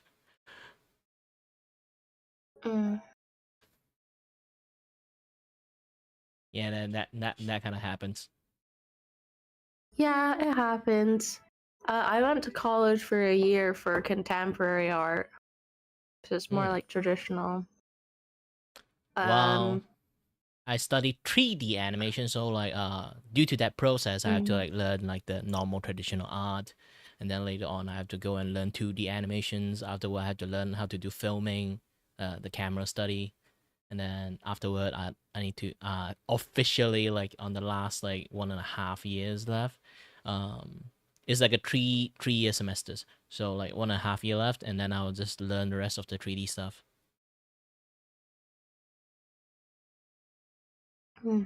Well, I like your art. I like the little animations you've got so far. I think you're pretty good. Yeah, most of the animations actually is not like full animations. I trying to create like something like a how should I like describe it? It's like a experimentations versions. So usually when it comes to animations, is generally, I think I still have this thing on. Yes, I still have this thing on. Generally, it's like a frame by frame thing going on that you can see closely here. Okay. Oh, like a repeating GIF. Yeah, you can see the gap here. Let me turn off my keyframe. So the gap in this thing. Gosh, yes. You can see like 1, 2, 3. You can see all the gap is actually perfect gap. Just this particular frame. Are you animating in? You're animating in twos. Yeah. So no matter like, there's a lot of people when it comes to animations, they kind of got confused by this thing they have. It's called timing. In reality, it's not like, you know, when we do timing, it's like, you know, oh, you see like the gap like happens like this. Like when they do something like this and then do a centers and then do 2-line dash in here, you thought you'd be like, oh, this thing is like 0 to maybe 9 frame, and then this is like only to like 10 frame, and then this is 11 frame, this is 12 frame. No, it's not like that. Oh. So don't get fooled by people calling it timing. This is not timing. Well, if you go into your Hangout chat, I posted the GIF I animated. That's the only one I've done in like 2D animation. I've done like I have some ideas. Like I wanted to animate Lust by Kendrick Lamar. I have like a what's it called? Like an animation board, like sketches I've done for it, like ideas and stuff. I just haven't gotten around to it because it would take me a while, and I'm quite swamped with work at the moment. So Either way, it's actually pretty nice. thank you. Yeah. It was the help with my friends as well because they gave me good critiques. I like the little opening thing. Mouth open. I'll get around to like making my own emotes eventually, but I've barely even got time to make my V-Road model, so It's gonna take some time. Most of the things. Back then I was like trying to make my 3D model too, but my first model was supposed to be 3D model, but I kind of like failed making it like really hard because of the hair. Back then, like this is not my first primary selected characters. Like this particular model I'm using right now is from like a manga I made like when I was like a kid, not a kid, teenagers. So I'm just like reusing most of the character there. This is actually it's the primary protagonist, but still got a secondary protagonist there. Back then I choose a secondary protagonist, but he have that like Gintama like curly hair, which is very difficult to make it in 3D. So I kind of like fail making it. It's essentially I use like auto-generated, and then I generate a bunch of like banana on the hair, but it just doesn't work properly. Yeah, I think once you get used to Vroid's hair software, it becomes easier to make stuff. Oh, so far I tried it. Take some time. There's one issues. Vroid don't exactly support my hair. I think you definitely could. I can definitely make it spiky. The problem is the physics doesn't work. It will be like a statues or like the way it move, like when I do like, you know, movement like this. Yeah. It will be like flinging in like some weird kind of physics. I'm sure there could be some way you can mess with the bones to like make it work, but I don't know a lot about. Yeah, but if you have to do that, you have to like export your model VMR model out and then put it in Blender and then do like the hair custom hair yourself. Well, couldn't you like rig the hair yourself in Blender, but not necessarily make the hair completely from scratch, or like use the bones they give you to like. Yeah, that's why. Like you can just like use the VMR model and then keep the rest. Just make the hair only. Yeah. But then you might actually like, if you're not skillful enough, you might accidentally like make like a different kind of textures that kind of clash with your like the Vroid model. So your hair will looks like a wig if you didn't do it properly.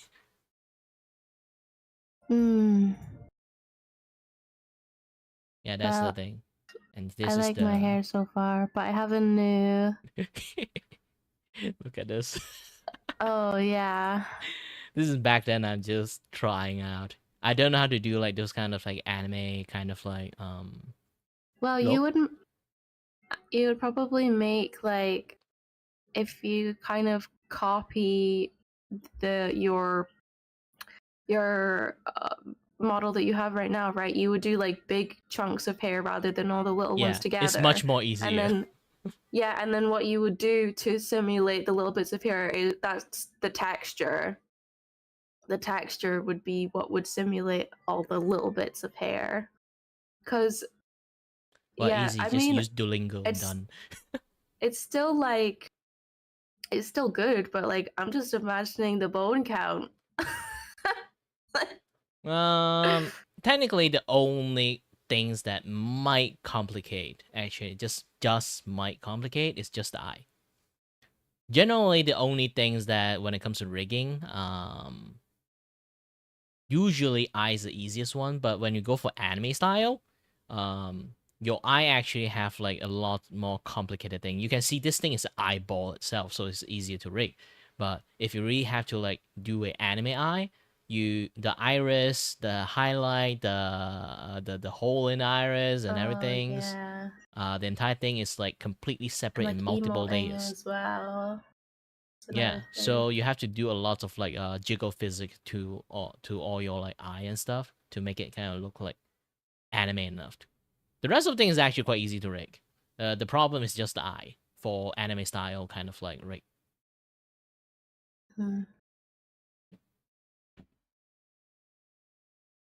Personally, I have like a 3D artist I really wish to commission in the futures, but I know I'm too broke to actually commission one. The girl who made all the 90% of Zentreya like 3D model. All right. Starting from 4,000 euro.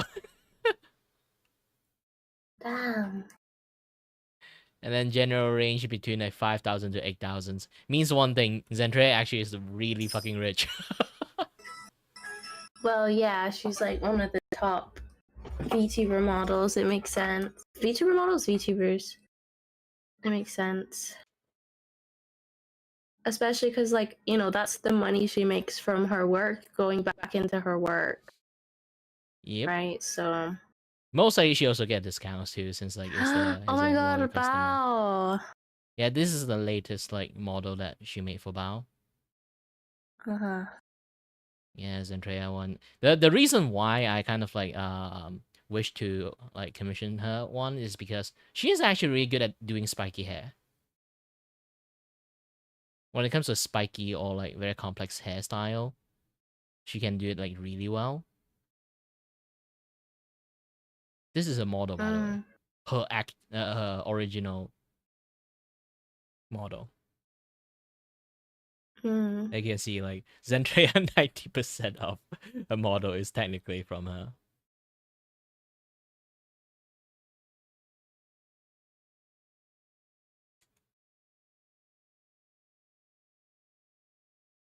Yeah, I want to make my model in Vroid. I just have to get better at texturing.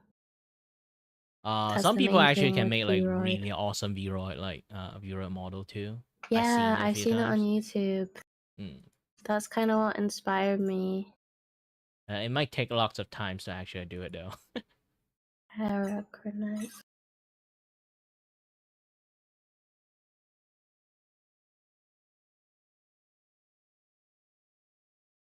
For me, I kind of like give up on like making model a long time ago. I did make this model myself. My own like I draw it, I rig it.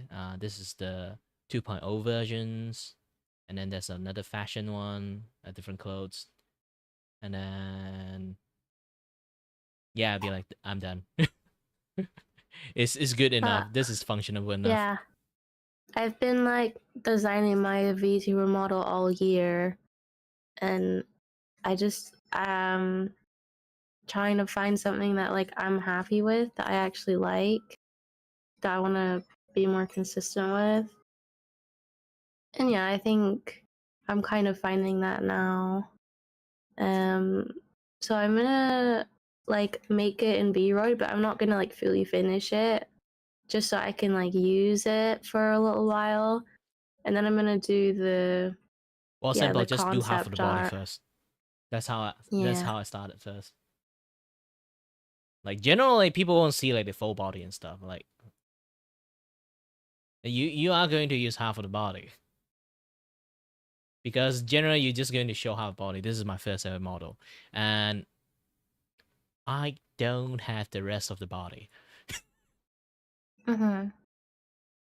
Because generally in most of the time you're just showing like this, so you don't even have to bother about like the other body at all. Either that, or you can make a chibi version of yourself. Just use that one, like this one. Oh, cute. Yeah, around like a certain period amount of time of like when Silk Sock come out, they charge it like $20, and then I'll be like, you know what? I'm going to make a model for $20. Going to make it cheap as possible.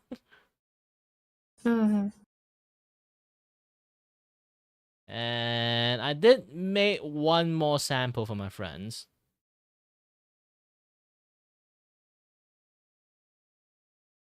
Again, it's a simple one since like Hollow Knight model doesn't really have a mouth, so it's much more easier to rig. Also, eyeball.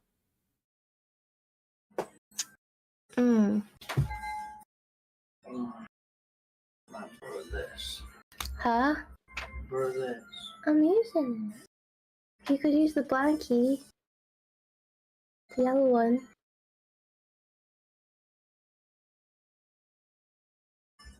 Oops.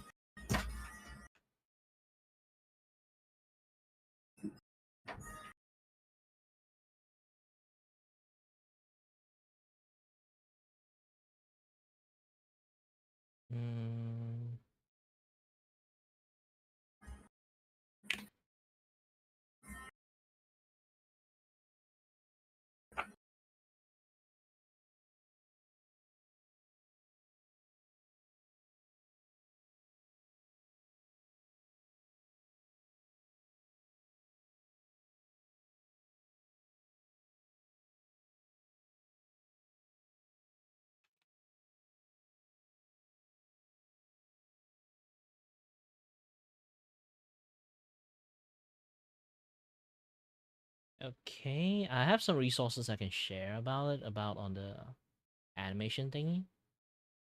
But that one's for 2D animations, and this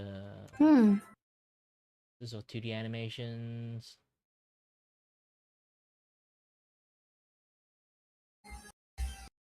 If you send it in my DMs, that way if I need it, I can access it. Oh, alright.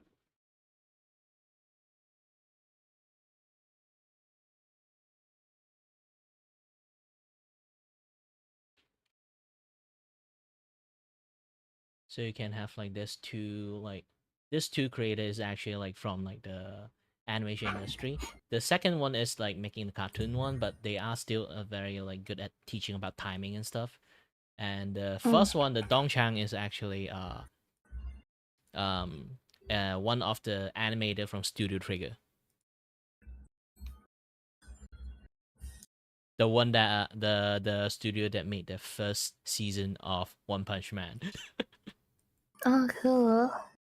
So they kind of teach you like the anime industry stuff, like how some of the things they do, how to do animations, how to do spacing, timing, what is this, what is that.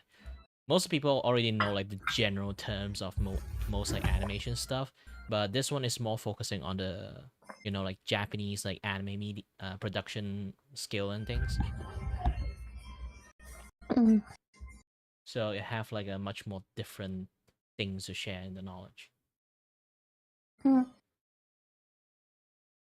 are you from?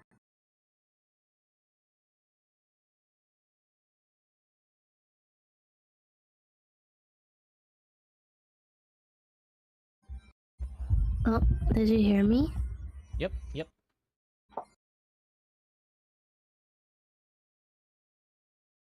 Oh, do you just not want to answer? Huh? Oh, you asked me something? Oh, yeah. I said, where are you from? Where what? Oh, where are you from? Oh, where am I from? I'm from Malaysia. Oh, cool. I've actually been meeting, like, weirdly, a lot of people from Malaysia lately, like, in VR chat. I guess because, like, they're on at this time. This morning for me, it'll be, like, evening for you, right? Yeah, most of the time we have like difficulty doing the doing streaming for the Western side because like our timing is like really bad. Mm-hmm.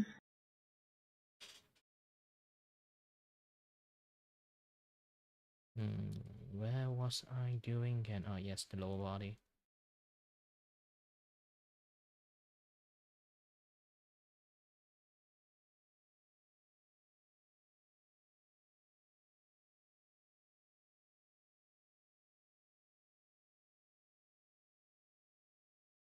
Oh.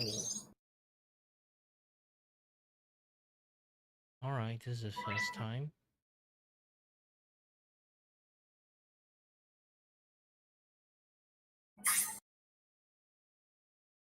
Where is my... Hmm? I'm also playing Pokemon, and I don't even know where the mission list is. Are you playing the new one? Yeah. Yeah. For me, I haven't choose to play Pokemon for ages. Yeah, I haven't played since Sword and Shield. Oh, there's the mission list. For me, I haven't played the game ever since like Black and White. Oh, Black and White's a good game though. Like mainly is because like Pokemon's the same game. Every single season. The only thing have big difference back then is like when I play back then like the red and blue and green. And then the biggest difference you can like feel it from is like from the black and white, or for some other people like Hello there. Is it I? the Omega Ruby, Claudia, the Ruby and the Sapphire studio one. mascot here.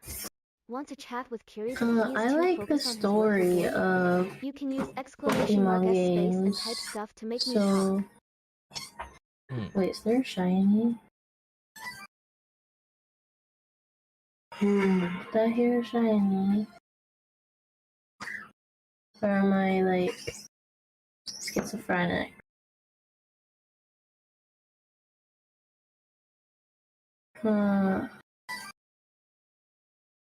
Anyways, yeah, I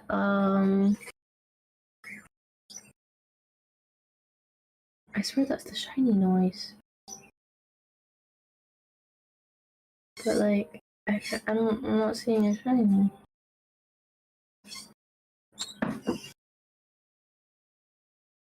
Whatever. Yeah, I like Pokemon for the story, and I also just like turn-based combat. So yeah, if you're not a person who likes turn-based combat very much, you're just not going to be as interested in Pokemon. But the new one is less turn-based. It's more like, not saying that you'll like it or anything. Yeah, they're trying to go for a Final Fantasy like how should I say, like change up. Back then Final Fantasy is like super turn based, now it's just like super action based. Wait, what? Can get in here? But It's I do like Pichu. how the new way they kind of interpret it with the Final Fantasy VII remake. It's like semi actions and semi turn based. Okay, wait. I don't want this shiny to leave. I think there's actually a shiny. No! I don't think I'm gonna be able to get it. Oh, it's gone. It's gone forever. Well, okay.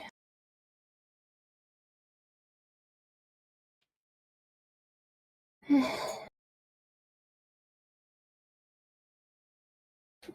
wish I had saved.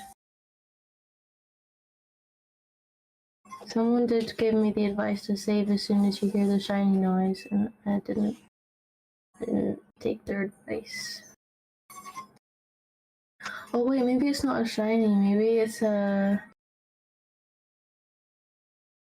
one of the mega thingies, like the big guys. Do you know Rock Smash? Anyone know Rock Smash?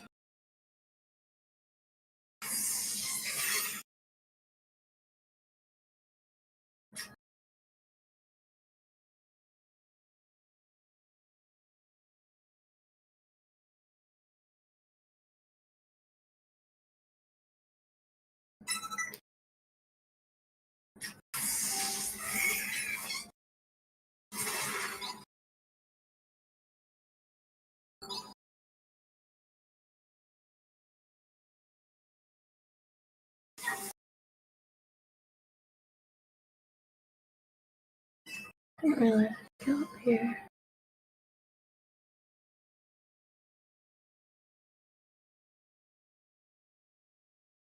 Oh, by the way, do you know I'm streaming?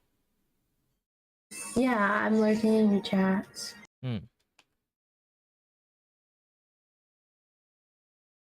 Because this is it would be bad if some people don't know they're they're like live, then they might say some things that they don't want the public to hear. Pardon? I mean, like, I don't want to like have some accident that someone like didn't know come in, said something they shouldn't say like live, and then like, you know, those kind of things that happens. I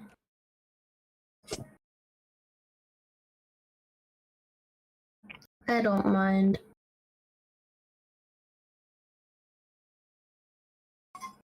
Can I catch it?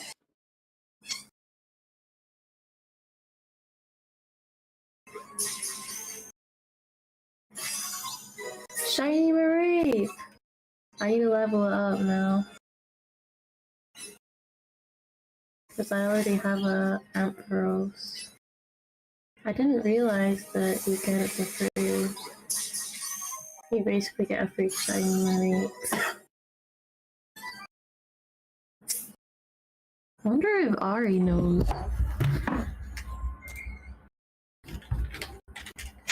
Ari? Maybe I shouldn't spoil her. Yeah. Just my friend I made. There was someone else I wanted to add from yesterday when I was hanging out. Was it in general chat?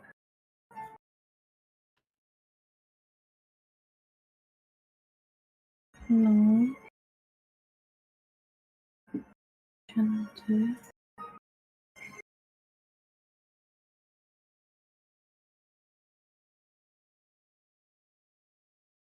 Maybe this one?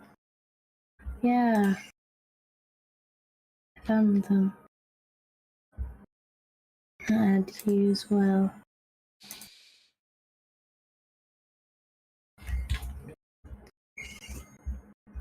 I might stream Pokemon Legends because I'm playing it. Even though I have a cold.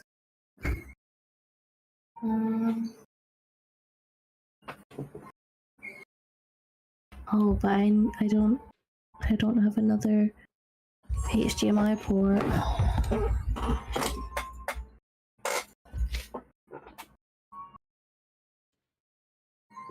I need to get another HDMI port.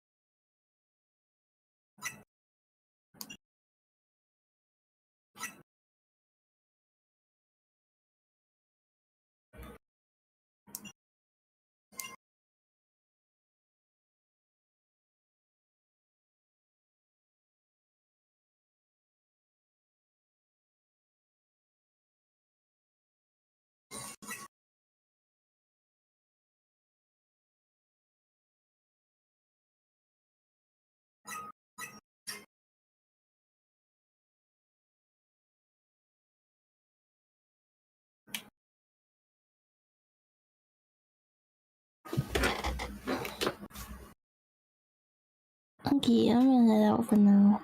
It was nice talking to you. And I hope your art goes well. Bye. All right. Bye bye.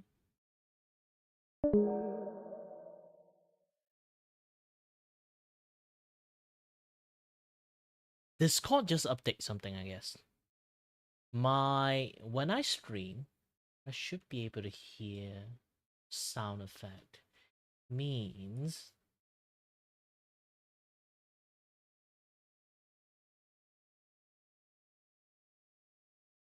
yeah, my disable notification turn on again. Gosh.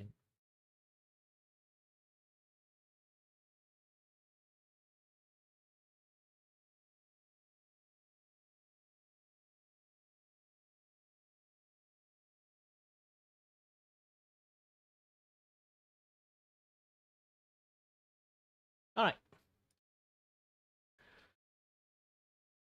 Let's have something keep going. Oops. Wrong scene now.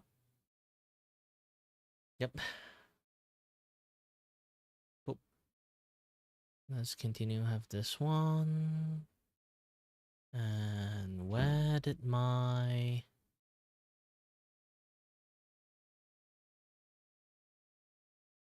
Aha! This thing back. This time I'm gonna play something else. Yes, I had to listen to them yapping. This is the best podcast. This is the best podcast in the I'm not world. an accent guy.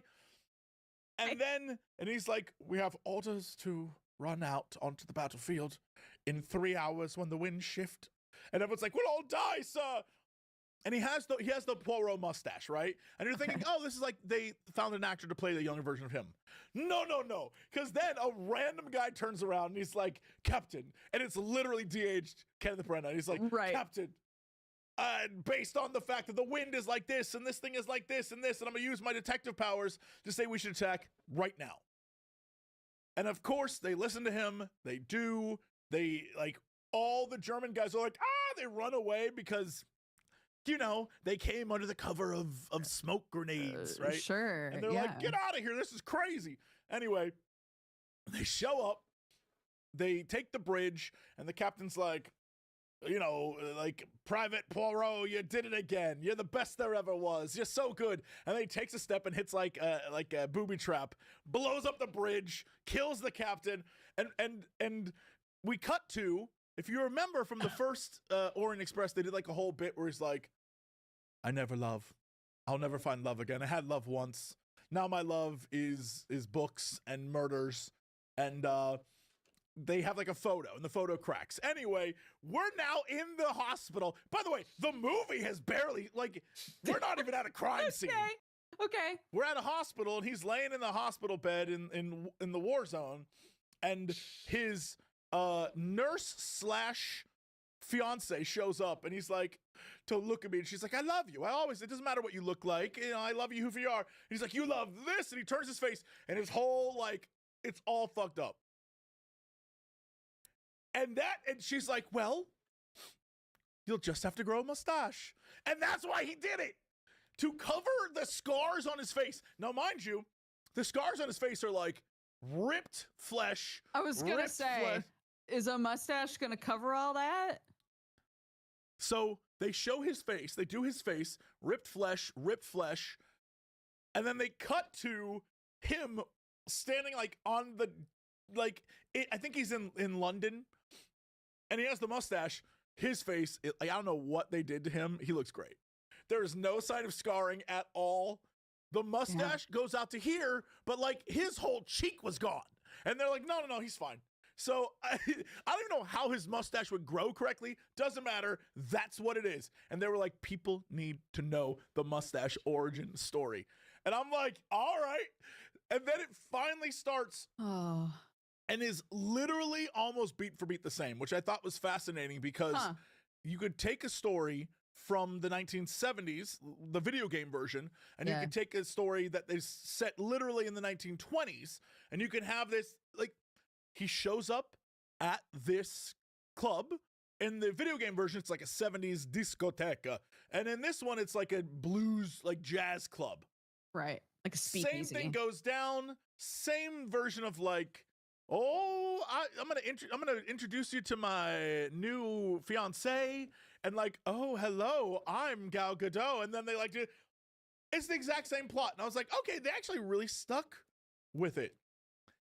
Except again, I forgot that they're also, while the game has the other detective who's doing the other case, the movie has his like drunk womanizing friend who was in the first movie, who's back for the second movie, except his mom is there now. And she's like, oh, yes, absolutely, yes. It is not nearly as good as the first film that we watched. Right. But highly entertaining because it's just like, so some of the things are so out of left field, or I'm just like, what? Why did we? What was the thought here? Do we need to know this information? Do we like? I also noticed that some actors are just like really entertaining. So a great example is Sure. Oh God, what is her name? The woman who plays this is, I feel so bad for her. I should just say Jon Snow's wife, but my brain went, the lady who like has sex with Jon Snow. You know, the redhead. I don't know that actress's name. I'm so sorry. I wish I did. She has like, I don't even know who you mean, so it's fine. In Game of Thrones, Yeah. Rose Leslie, is that who it? Sure. Yes. Okay. Yes, Egret. That's the anyway. In this movie, she is like the maid, the nurse, whatever she is. I think she has a total of 6 lines the entire film. Okay. But because you know it's one of those casts where they just got actors to be like, do you want to be in a Poirot thing? And they're like, yeah, okay. So it's got all these actors in it, and you're like, all right. But she has like 6 lines in the entire movie.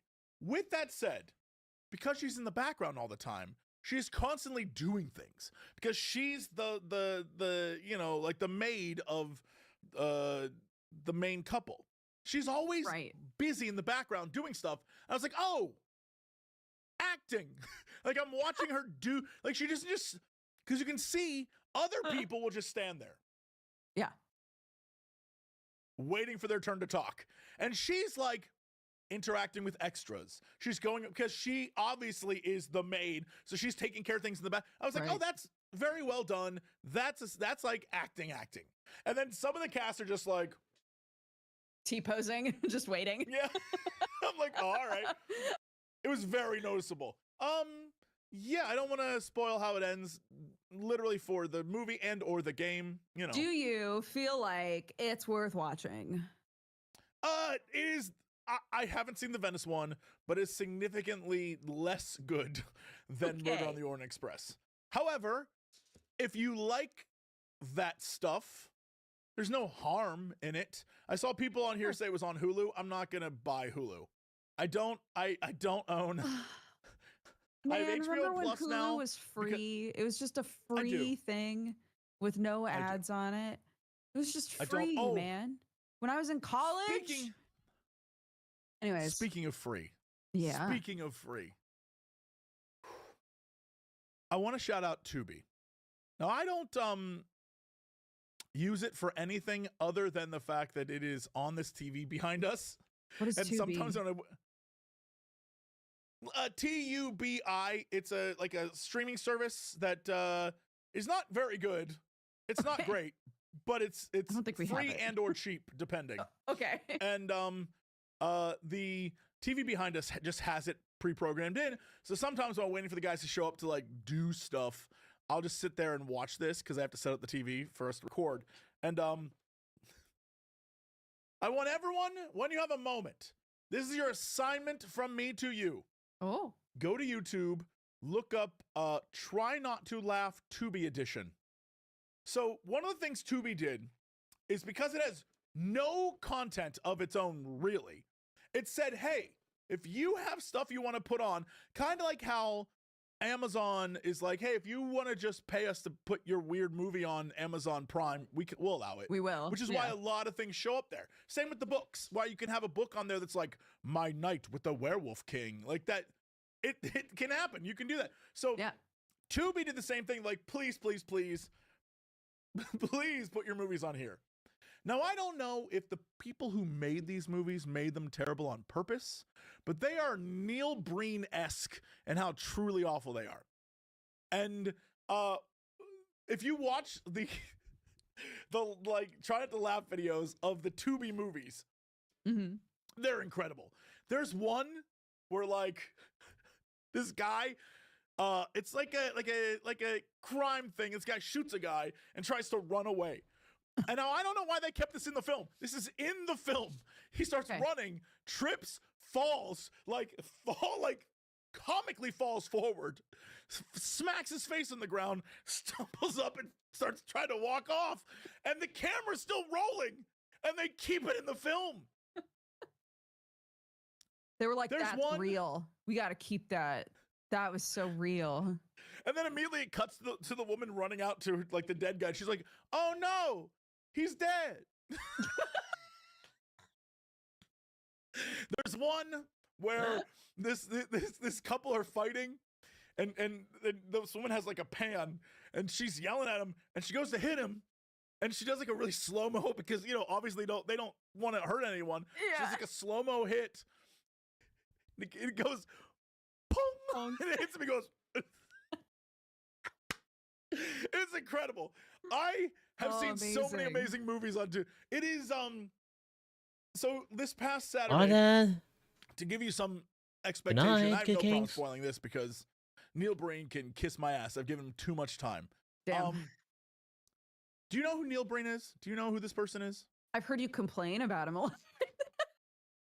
Neil Breen is an aged gentleman who sometime in the early 2000s decided, I'm going to take what money I have and start making movies that have a point. And you're like, oh, what's the point, Neil? Good luck figuring out what the point is. So he's made several movies. Yeah. And they all kind of have like a, like he's trying to tell you something. So for example, there's one movie where he plays a hacker who's trying to poison all of Vegas, but he realizes the error of his ways and he's going to take down the deep state, like that kind of thing. Okay. Or the one that Krender and I watched this weekend, the bad guys were the corporatized medical industry. Now, you might say, Jesse, what does the movie about the corporatized medical industry look like? Well, let me tell you, it's the sequel to a movie about two brothers who were born in space and or were kidnapped from Earth and raised in space and filled with AI machines that give them powers. Okay. Except one brother rejected those powers. And the other brother embraced being a star child. And his whole thing is he's going to go around and stop wars, while the other brother is into drugs and beating his girlfriend. And then the movie kind of ends. And the sequel is this tortured crossing movie. Same characters, same thing, except I'm going to give you the opening of this film. Okay. And I need you to understand what I say is going to sound insane. And Dukes, it is. So don't question it. Just appreciate what I'm about to say. Okay. I'm ready. I'm open. This newest Neil Breen movie. Yeah. Opens with him standing in front of a green screen on some stairs where he is a little too small for the stairs and they're a little too big. And he's addressing a room of actors, roughly 6 to 7 actors. And he's like, this clinic or hospital I have been donating to, even though I've never seen it. I have no idea what's going on there, but I trust that you guys are trying to help humanity. So I'm going to help you guys. Then we learn the hospital is actually crumbling in ruins and is being used. His brother is kidnapping people to take them to the hospital so that they can be genome tested so that he can take their something and fight the corrupting AI powers in his own body, and in doing so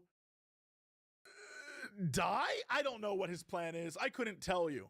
Okay. But then we learn that the hospital, no, I don't know if it's supposed to be a mental hospital that they've taken over to house young drug addicts to then take their blood so that they can then feed it into his brother, or if it was a mental hospital and these are mental patients that they are testing on, there's no delineation except that they keep taking people off the street. Here's the problem. Because there are only roughly 6 to 8 cast members, they keep reusing characters. So a person will show up dressed in a gray shirt, get kidnapped, tortured and killed, and then get kidnapped again. Because it's the same, they literally will not hire different actors, so they'll use the same 6 actors over and over again. And if you're wondering, Jesse, they wouldn't use them for every scene. They would. There's ninjas in this movie. The bad guy ninjas are just the same 6 actors, but with masks on. And there's a moment where the 6 actors are fighting the ninjas, so he has to green screen them together to fight. And so it's people fighting themselves. It's less work to just hire a few people to be the ninja. Wrong. You'd be wrong. Then, all right. This is the great. This might be the greatest scene I've ever seen in a movie. Okay. There is a scene where a bunch of the mental patients. Here's the problem. They don't seem like they need any help except for to get them out of the hospital because they're being tortured. Anyway, I don't understand why, but these kids that are being kidnapped, brought to this hospital to be used, at one point go on a field trip where the 2 nurses, who are also board directors and also a woman known as Legs, who is literally just, you only see her from the skirt down. Like Miss Barrel? Amazing. I guess. Continue. And so they go on a field trip, and the guy driving the van is the literal cameraman of the movie drinking. And they get in a car crash because he's drinking and driving, but it's not like they get in a car crash in a city or in the suburbs. They're like in the Alps for some damn reason. They like fly off a cliff, land, there's a clip art car upside down, it's on fire, and they're like,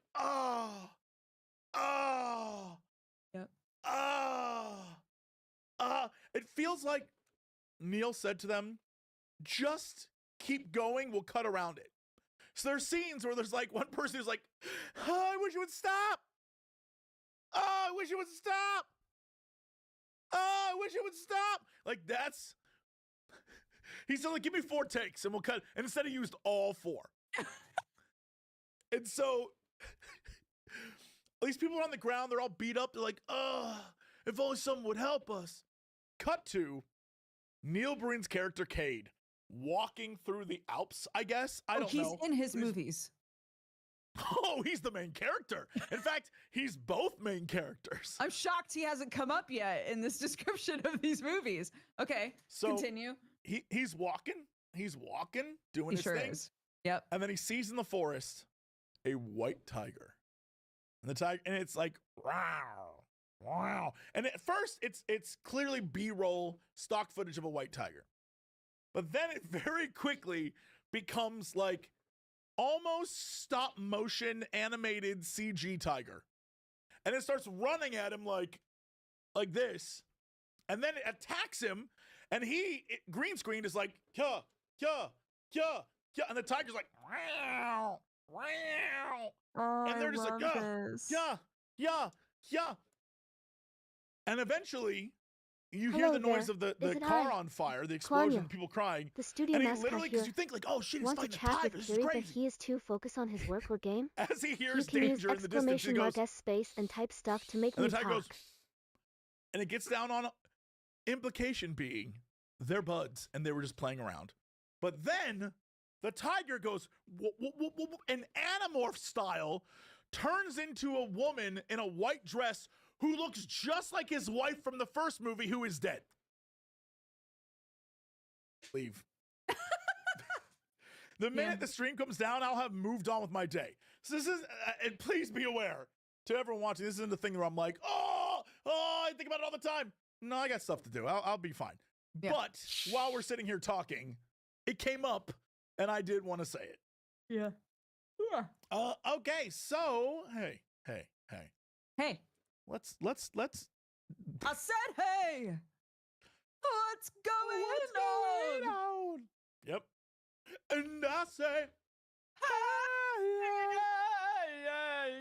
yeah. Go on then. This is what I was talking about. Overreaction. Just terrible. This is Oh my bad God. streaming. Oh, we're the worst. By the way, I blew my voice out screaming. I don't know if anyone can tell. Blew my voice out screaming. That's why I can't do it. How do Maybe people I'm just do not that for an good enough. entire video? I'll never get it. Yeah, I don't know.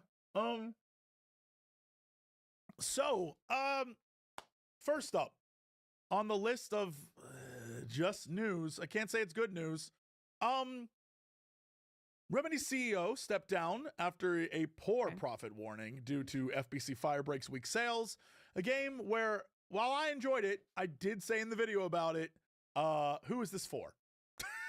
Yeah. It does not have the story or mystery of Remedy games, and it has the like PvE stuff of other games, but I was like, who in the Remedy fan base wants to play?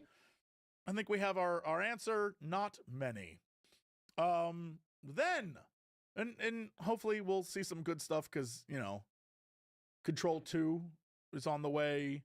Max Payne is getting a remake. So I can't wait for those. But yeah, it sucks. While I want to play Firebreak, no one else is playing it, so I can't play it. So what, you know, I believe they said there were 50 people overall playing it right now, which is not, it's not good. Rovio lays off 36 people because Angry Birds Blast didn't do as well as expected. And you may say, Jesse, who's still excited for Angry Birds? And I say to you, I don't know. Why did they do that? I don't. Why are they still As make a person something with new? a child, I can tell you the kids don't know what it is. They think it's a movie, because there are Angry Birds movies. They don't. Sure. They don't know. Yeah. Meanwhile, Ubisoft is asking massive entertainment devs to volunteer to be laid off. The devs behind Avatar Frontiers of Pandora and Star Wars Outlaws, both fine but not really innovative games, are, yeah, again, I just, there's a lot of hey, maybe we should try something new to innovate and get people involved and have an audience again. Right. Instead, people are like, no, let's make the 12th Angry Birds game. I just don't. So devs are being laid off. Speaking Well, lay off on good reasons. More CEO nonsense. PUBG and Subnautica publisher Krafton has announced it's restructuring to be an AI-first company. They will be investing almost $70 million into the process. This is a quote. Through our AI-first strategy, Krafton will expand the growth opportunities for each member, expand creative attempts centered on player experience, and lead AI innovation across the gaming industry. And if you don't know what that means, it means nothing. On purpose. It is corpo speak for we are doing things so our investors see that things are being done. So people, the investors who want AI shit will be like, nice. AI is the future, we hear. Yes. Again, let me just stress, they said, Krafton will expand the growth opportunities for each member, expand creative attempts centered on player experience. That is a nonsense statement. If I were to read that copy, I'd be like, what the hell does that mean? Yeah. Anyway, so that's going to lead to more devs being laid off. Speaking of AI, oh boy, more fun. Oh boy. NBC Universal has signed a deal with Dick Wolf, the man who has a better name than I will ever have, despite being named Jesse Cox. You guys all should know do a who Dick collab. Wolf is? Yeah, creator of the Law and Order series. Led me to my love of Mariska Hargitay. I never will not love you, Mariska. But apparently there is a brand new AI-based dev company, game publisher, being created to work with NBC Universal. And I thought, oh wait, Dick Wolf is making a game company? No, false. It's his Nepo baby son, Elliot Wolf, who is running a thing called Wolf Games. And I could tell you why these AI games would suck. But Dodger, I don't know if we can show this. I don't know how we would, I'm gonna try to, I'm gonna copy a link. Okay. And this is from March 15th of this year. This was their first game called Public Eye. This is footage from it. I'm going to stick it in chat. We'll put it in the VOD for sure. But I want everyone just to take a sec. This is the game. It is literally just clips of AI footage as a trailer. And it is one of the worst things I've ever seen. There's no game here. It's just they took AI clips and are like, it's a detective game. Oh, the way they move. It sucks. It looks terrible. And I was like, oh no, this is truly bad. However, you might say, Jesse, that's from March 15th. Come on, man. AI has changed so much since then. What are you talking about? Like magic. I hate the way they talk. I hate the way their mouths move in AI videos. I don't like it. The brilliance of the fact that yesterday a video was posted on, again, Twitter, because that place is the worst. This guy posted a video where he said, AI games are going to be amazing. Sound on. This is what he posted for an AI shooter game. Dukes, I've never laughed so hard in my entire life. It's a it's a point and click shooter. It's not even a shooter. What? Y'all, AI companies are literally scamming us, and people are letting them get away with it. The train I've just never seen driving anything through a bunch of stuff is so funny. Yes. It literally is just AI nonsense. They're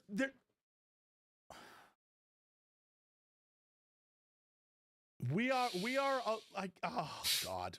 I just can't stress how upsetting the whole thing is. The two air conditioners on top of each other. It feels like Prop Hunt. Like just things slightly not in the right place. Things happening in just a slightly terrible. bizarre way. It's very Prop Hunt.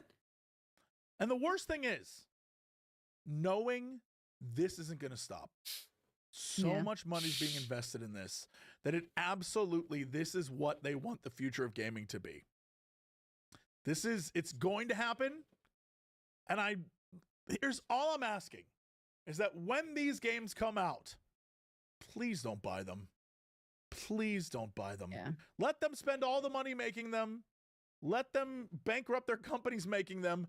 Do not support this. Do not buy them. Please. I do crash them out. This might be my natural optimism.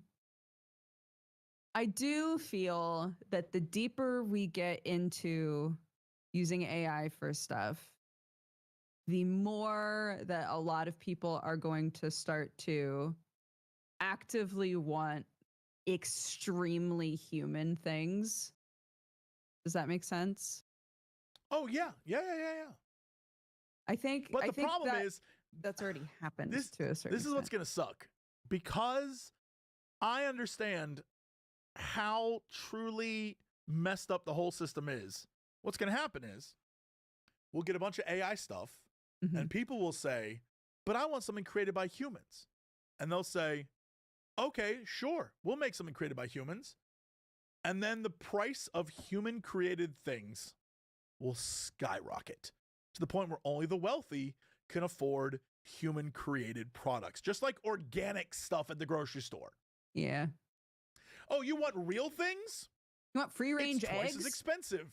Yeah. That's what's going to happen. That's it. I promise you. They'll be like, "Oh, no, we definitely still have stuff made by people." And it'll be twice the price because we got to pay the people. But you can get the AI version on the cheap if you want. It's going to happen.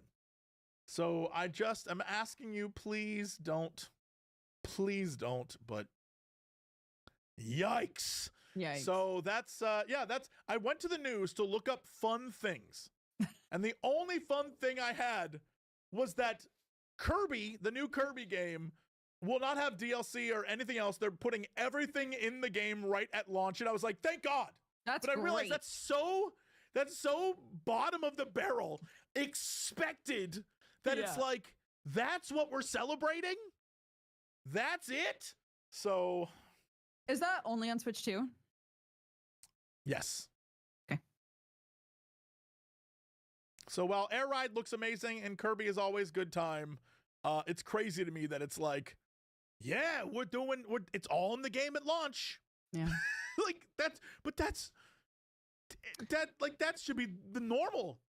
Look, I know that the Switch 2 basically just came out. It was just birthed. But I need the Switch 2 Lite to come out soon. I need more them to do games to that come out soon. The Switch 2, unless you like Donkey Kong and or playing older games, there is nothing on there right now. So Kirby is very needed, and Hyrule Warriors can't come soon enough. But there's no reason to have a Switch 2 right now, y'all. There just isn't. And it's fine if you want to get it. I'm not going to tell you not to. I have one. But as a person who has one, there's no reason to have it. We also have one, and I don't like holding that thing. I've said this before. I am a Switch Lite truther, okay? I've said this before. The Switch Lite, if you are the sort of person who doesn't take the goddamn dongles off anyway, just get a Switch Lite. It is so much nicer to hold. It's not as finicky. I love that fucking thing. And now that we have the Switch 2 in the house, and I'm like, God, this sucks to hold. It's so heavy. I think it's so fascinating because I know that I have my own preferences for, watching streams or playing games or whatever. And so do you. And I always am reminded that every single gamer, every single Twitch viewer, every single person has different preferences. Sure. And it's so funny to me, for me to be like, I do not and will never use that handheld Switch. It sits in its dock and will sit there till the end of time, and I play it on TV. I don't like handheld games. So I don't care how heavy it is because it's not leaving that dock. I'm not going to take it with me. Yeah. If I leave to go somewhere, I'm going to go somewhere and not think about video games. Yeah. You're like, I play it on, I need it. I need to be light in my hands. And it's so funny to me because it's the same thing. We're talking about enjoying the same stuff, but doing it differently in a way that I'm like, I don't connect with that at all. I will never have that issue. It does not affect me at all. Yeah. And it's hilarious because it so very clearly does for you. We which is fascinating to me. exclusively use it handheld unless we're streaming with it. It's exclusively a handheld device. Yeah. That's wild. Yeah. I do think part of the issue is a very specific issue to like our home life, which is that we don't have a place to put a docked, like we don't have a thing to put a docked Switch on or in or any of that. And I've thought before we should really have some sort of console table or something to do that with, but we don't have it. So it's not an option. So we've just just not a handheld dude. I'm just not. So you experiencing it and being like, I need this to be lighter so I can use it for my hands. That is never a thing that's crossed my mind. That doesn't matter. And then it just, Yeah. I don't understand. I don't think that it's hard because I realize that I'm part of the problem in that I was one of the first people that was allowed to just do content that wasn't specifically gaming on Twitch. Yeah. Well, either way, this is the best I can do at the moment. I will do more in the futures.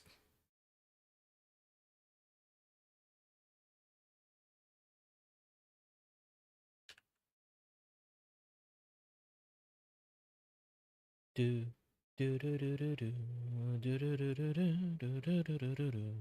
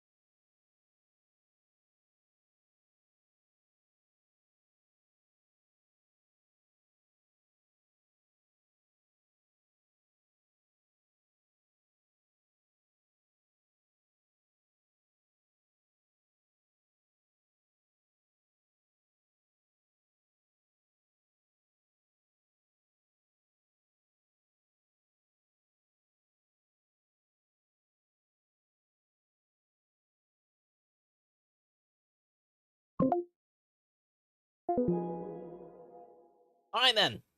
As always, thank you for watching, and stay healthy, guys, and stay safe. Until next time, stay tuned on the next stream. Bye-bye.